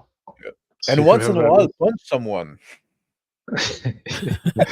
Yeah, maybe. Or through a trash can, I guess. You're shot. If I were to punch someone now, I'm sure my hand would just every bone would just shatter. Yeah, that's a challenge. Yeah, that's why you're gonna build a robot, right, Shoner? As you can tell, I'm out of wine, so I guess that's the wrap up. That stream. Is the timer? Okay. The timer for the stream is the wine bottle. Yeah, exactly. That was the whole point of the stream, to be honest. And just like I had this wine bottle I wanted to drink. Well, that's what you said. That's what you said in the Discord. Exactly. In the Discord. I can drink it alone, but I might as well drink on stream. Like, I feel my internal struggle would be: did Mr. Max start drinking an hour before the stream, or will he drink after the stream starts? Both. Yeah. But you don't get slush drunk like some people do on their streams. Oh, it's happened sometime. Yeah, I can remember like one or Yes. 2 streams. Yes, there've been a few stream where I was like I couldn't fucking form a sentence. Worse than usual, right? I guess it's always a struggle for me. All right. Thank you guys for joining me. I think Yeah, we still have like interesting like conclusion in that throughout this whole thing. That's the whole point, right? We're making those stream. It's a stream of consciousness. We're just like talking, trying to figure stuff out. Other people out there just make short form video where you rehash the conclusion we came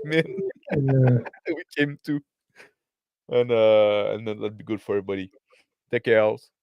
I'm ending the stream now. Thank Sean at Shauner, Nicolas Carmago at I guess your channel is just that Nicolas Carmago, Geographically right? impaired. Camargo. Yeah, Okay, I'm geographically impaired. Here's the thing. When I created the account, I did not was years ago. I did not mean to make videos. So I have like just my name and some numbers, but I can never remember the numbers. But I'll leave a comment wherever. I'm around. I'm around. It's okay. Yeah, some number. Get a Or name. in the description, I'll put your guys' YouTube channels. Okay. Yeah, I won't do it because I won't think about it.